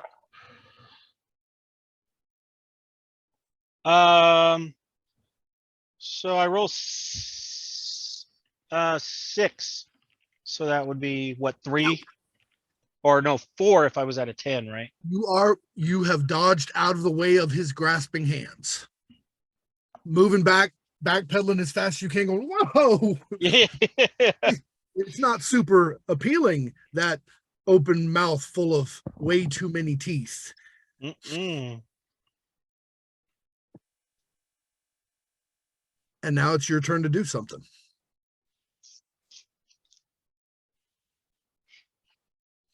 He is mighty close. Yes. Don't forget all the things you packed. Oh yeah. No, I'm gonna try and stake him.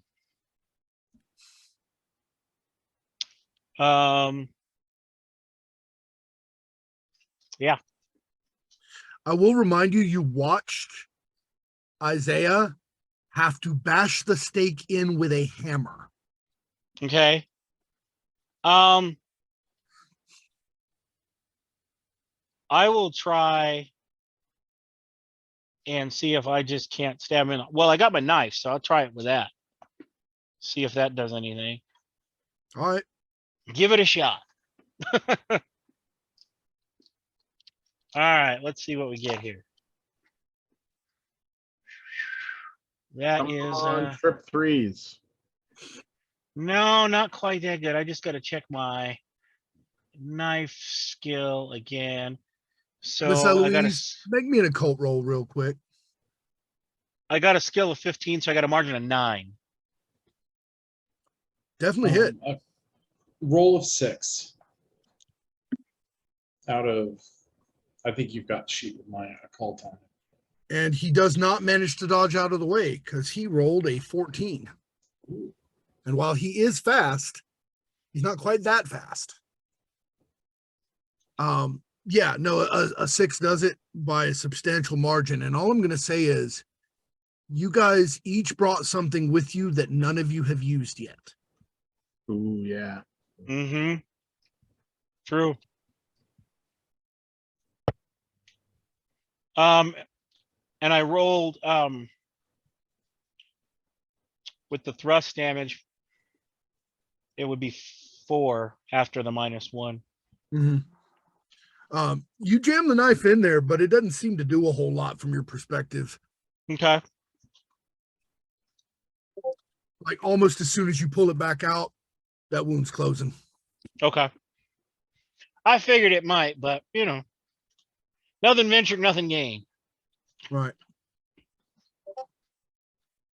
Eloise is going to throw holy water.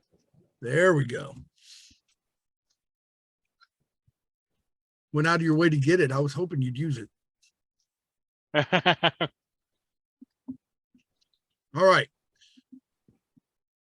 He can't really dodge a splash area effect thing, and you really only need to get the most basic of aiming with your decks.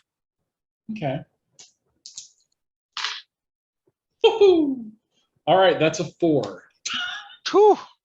That's awesome. All right. I was just gonna have it be general splash damage, but with a 4, which is a critical hit with holy water. That's stupid. Go She got ahead. it in the mouth. Please say she got it in the mouth. Please say she got it. Or the big hole in his chest. The big No, either in one. the mouth. I want it in the mouth. Okay. He hit the face. Oh wow. Hit the face, Well, there you go. which means since the face is mostly mouth right now. Oh, okay. Yeah. Cool. All right. I need you to roll 3 dice of damage. Okay. 3 dice of damage. 10. All right. He takes 10 points of damage. It is not modified in any way, but it's 10 points of damage to his mouth. He feels this in a very real way and begins screaming as it's melting into his skin and the inside of his mouth and down his throat, coming in rivulets out the sides of his neck. Parts of him are melting like wax. He's not dead yet, but this is definitely the worst that's been done to him so far. Somebody's not getting an invite to the winter ball. Something like. All right, Isaiah. I'm gonna shoot him again because I have a fairly high skill. Legit. Plus, at the very least, it seems to be keeping him off balance and hurting like a dickens with the silver. So I've got an adjusted skill of 14. Nothing crazy, but I did succeed by 2. Very good. Roll your damage. We already know where it hit because you called the shot. 8 again. Apparently that's the number these dice like. All right. Well, that's 12 more damage to the middle of his chest, to his heart places.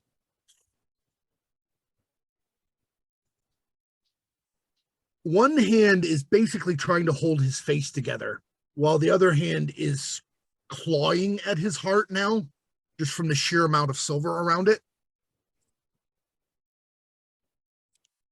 But he does manage a somewhat panicked backhand at the nearest person, who is still Samuel, I believe. Yep. Well, I don't know. You had to get, it's a toss up. It's either going to be Samuel or it's going to be Miss Eloise, because she had to get closer to get the holy water on him. True. 1 through 3, it's Samuel. 5 through 6, it's Miss Eloise. All righty. It's still Samuel. Okay. Sorry, Samuel. All right. He did not crit, so you do have an attempt to dodge. All right. I'm still trying to backpedal. That is 5, 6, that's a 7. That's a success. You spending all your time getting out of his way, but Yeah. to be working. All right. So Miss Eloise, you're out of holy water now. What you gonna do? Well, I guess I'll take another shot at him. Aim for his heart.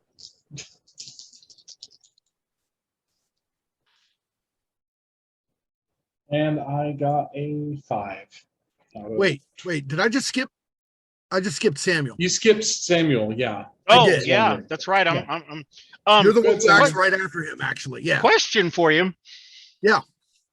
I don't know if there is a possibility of this, but if I take the holy water, is it possible that I'm just going to try and take the cork off and just jam it in his chest? You can try it. All right. See what I get. That's an 8. All right. Let's say knife -3. I think that's still under it. Yeah, I've got a knife skill of 15. Yeah, even with the -3 for trying to figure a weapon that ain't quite right, plus a -3 for hit location. Yeah, that still makes it. Okay. All right, so you've jammed it in there. It ain't pouring out yet. Right. All right, Miss Eloise. So I do have a question. What happened to Colonel Kindle's holy water? Who got that? I Sam, grabbed it. Got two of Okay, them. you got it. Okay, cool. Mhm. All right, then looks like I am gonna at least take another shot at this son of a bitch. Okay. Oof. Okay, so I shoot at him and I get a 12 with a skill of 13. Right, but you're aiming for the heart, as I recall. Yes.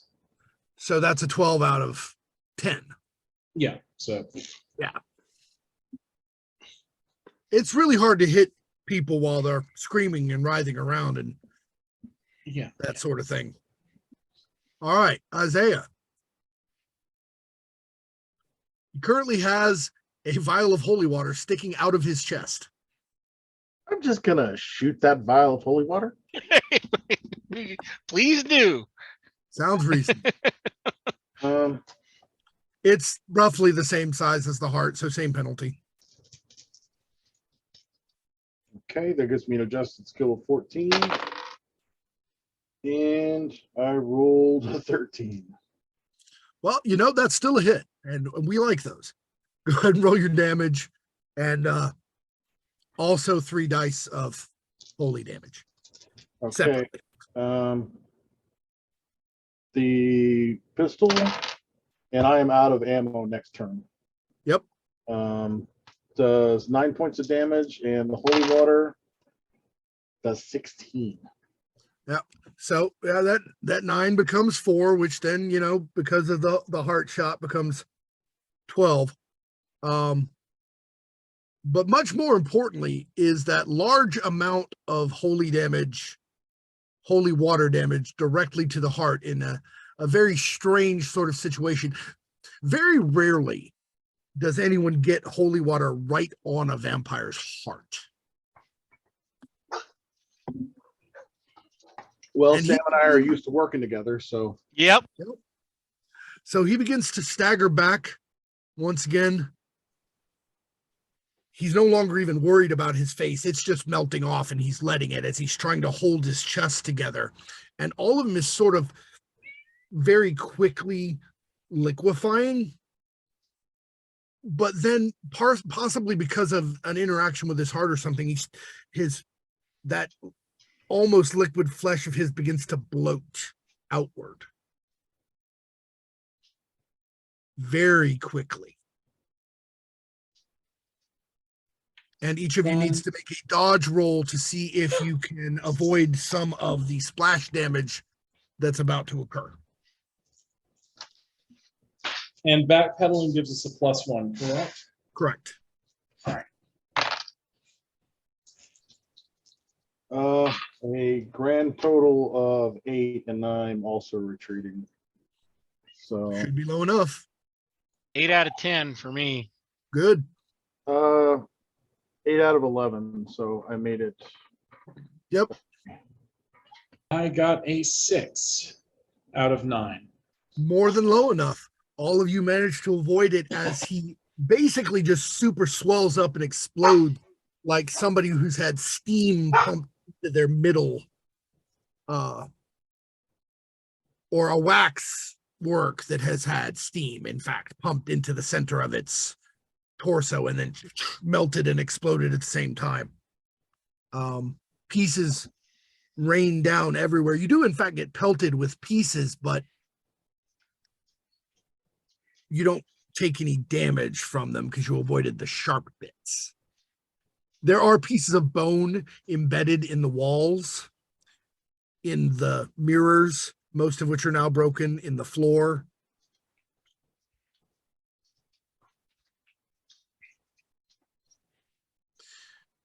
And you can hear a rumbling in the distance. At first, it's in the distance, and then it's under your feet as the whole house begins to shake.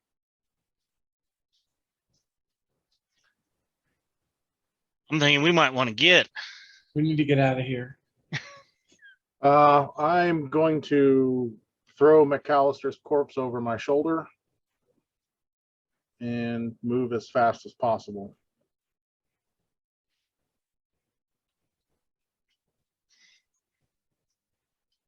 Everybody runs. Ain't no doors in the way. The stairs are broad and solid, and they ain't that hard to negotiate. By the time you get down the stairs, the rumbling has gotten real bad. The whole house is shaking. The floor is shaking. You're staggering back and forth as you head toward the door. I'm going to need a dex check at -2 from each of you. Dex check. All right. Christopher, Isaiah needs to make a strength check first so that he won't be at a further minus. Okay. I succeeded by 3. Very good. Then you're just at the -2 on dex. 8 Do we out have of 13. any idea where Kendall's body is? 12. Nope.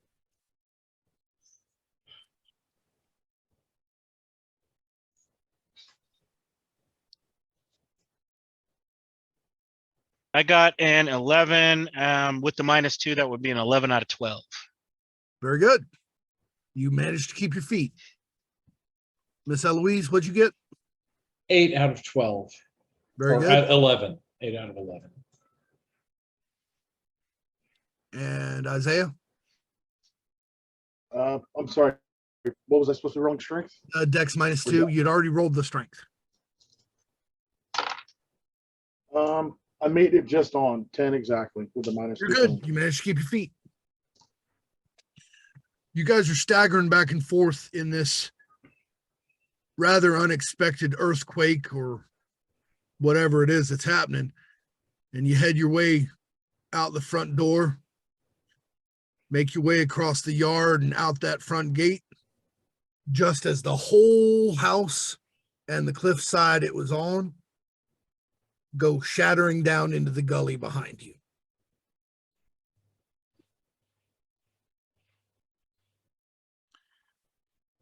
And all that's left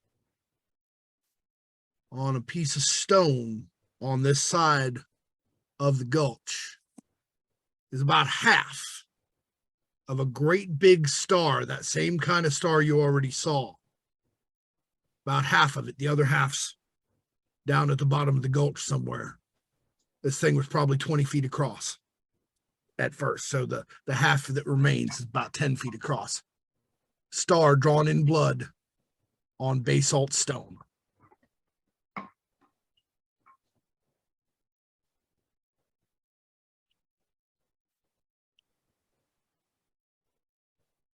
And as you look to the east, the sun's starting to come up.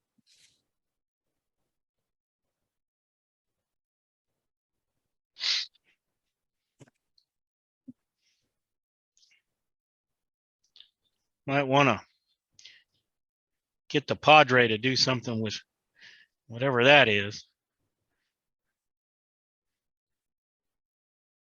It's a good idea. Do we have to drive a stake in Mr. McCallister? Make an occult roll.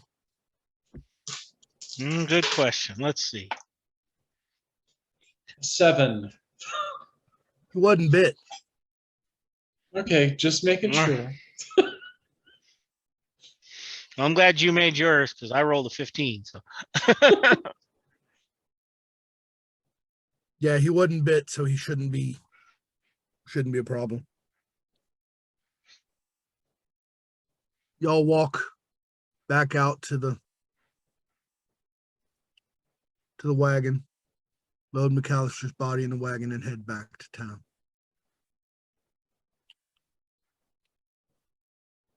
Mr. McCallister, being dead and all, this is mighty inconvenient. But I will point out that you're still hanging around at the moment. You just aren't attached to your body so much.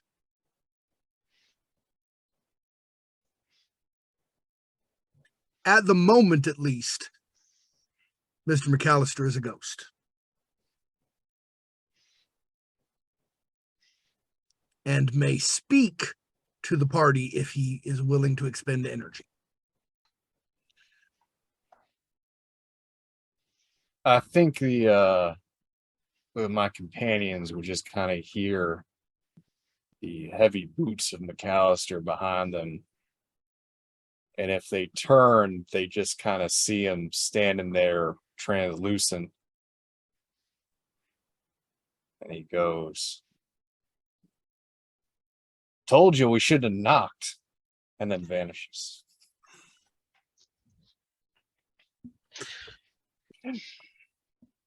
Y'all all get back to town. Tell the Padre what happened, all that sort of thing. About 2 weeks later, town's returned to normal. Mist is gone. All the fighting and, well, all the F's have returned to occurring. The drinking and the shooting and all the nonsense. But at least there's nothing around hunting people down like animals and drinking their blood. There's one less slave owner. None of you feel real comfortable. None of you feel real good, but there's some satisfaction to be had in what you've accomplished. And there's something about your eyes and the way you hold your mouth. No one in this town seems to want to give you trouble.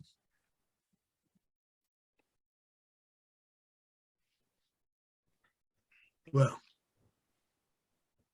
at least until next time something comes along.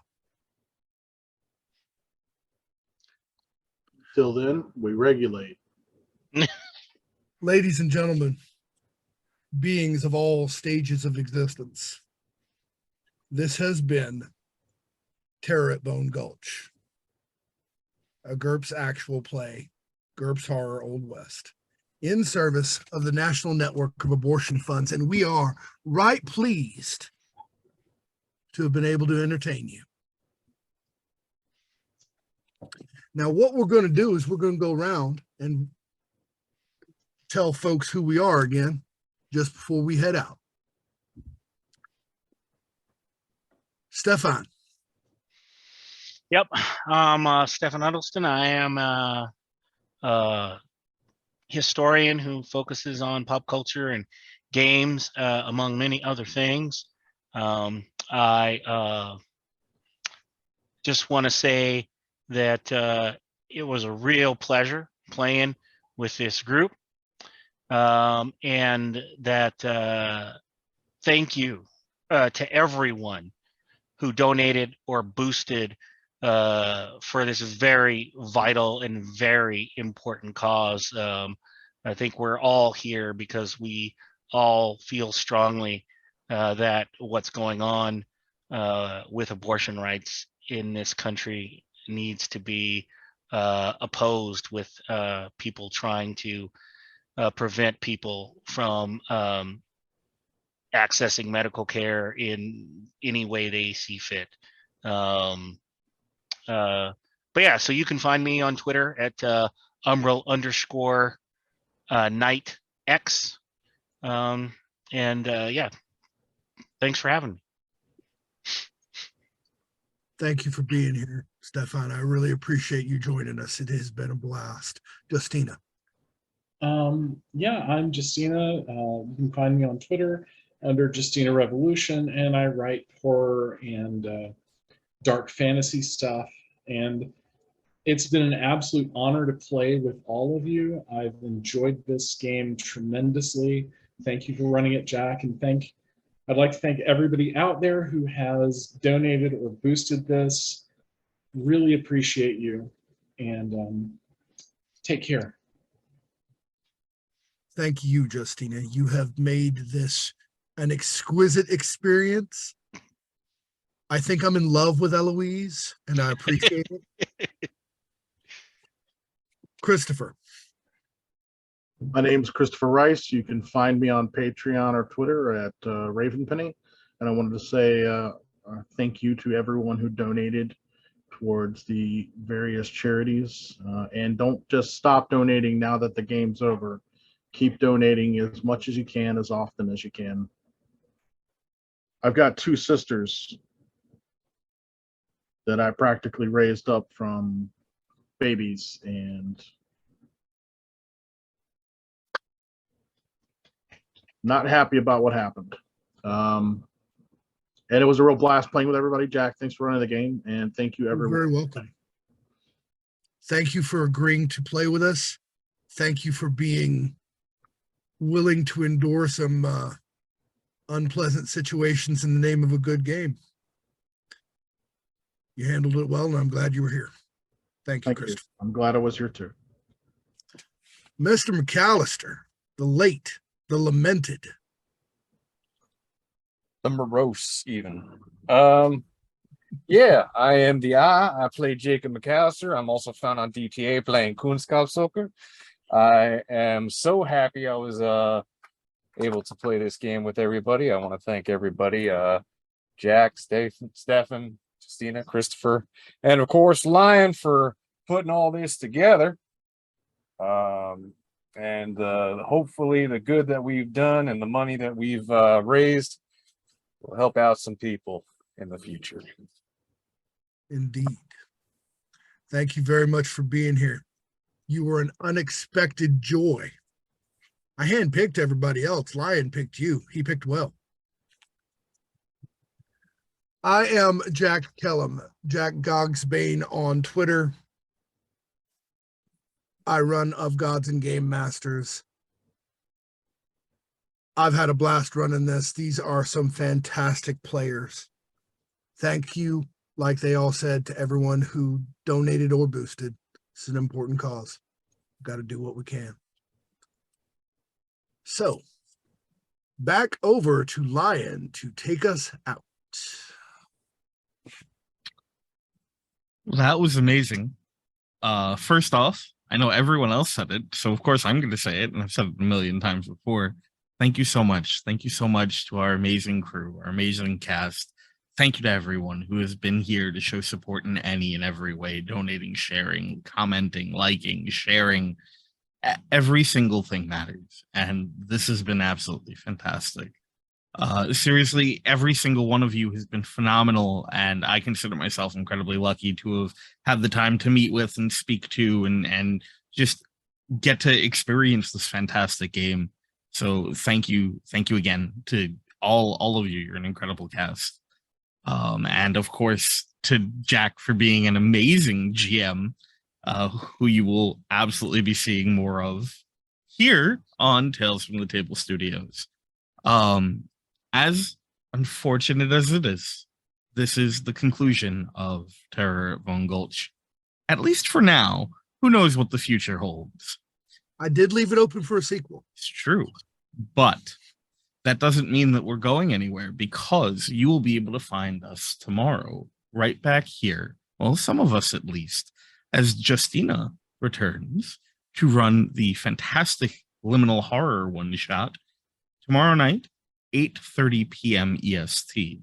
Then we'll be back on Wednesday with the final episode of Rega, Tomb of Sorrows, where you'll see a couple more of these familiar faces.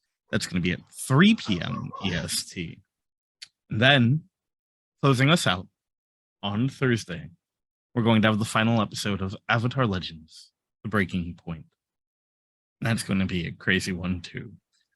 Also at 3 p.m. EST. You're not going to want to miss any of these games. If you do, though, that's okay, because you can find them on VOD, and for the games that Jack is running over on his YouTube, and at the end of the month on our YouTube as well. So check back, hang out, watch, donate. That's the most important one. Donate. If you can't donate, that's okay. Tell other people so they can donate. Call your local abortion funds. Ask how you can help. They're always looking for volunteers. This has been such an amazing experience, and I feel so lucky to have been able to host this incredible game, event, show, whatever you would like to call all of the absolute wildness that this has been. I'll talk more about that when we get to the end of the event, but one last time, from the absolute deepest core of my heart, thank you again to everyone for being a part of this. Have a great one. Take care.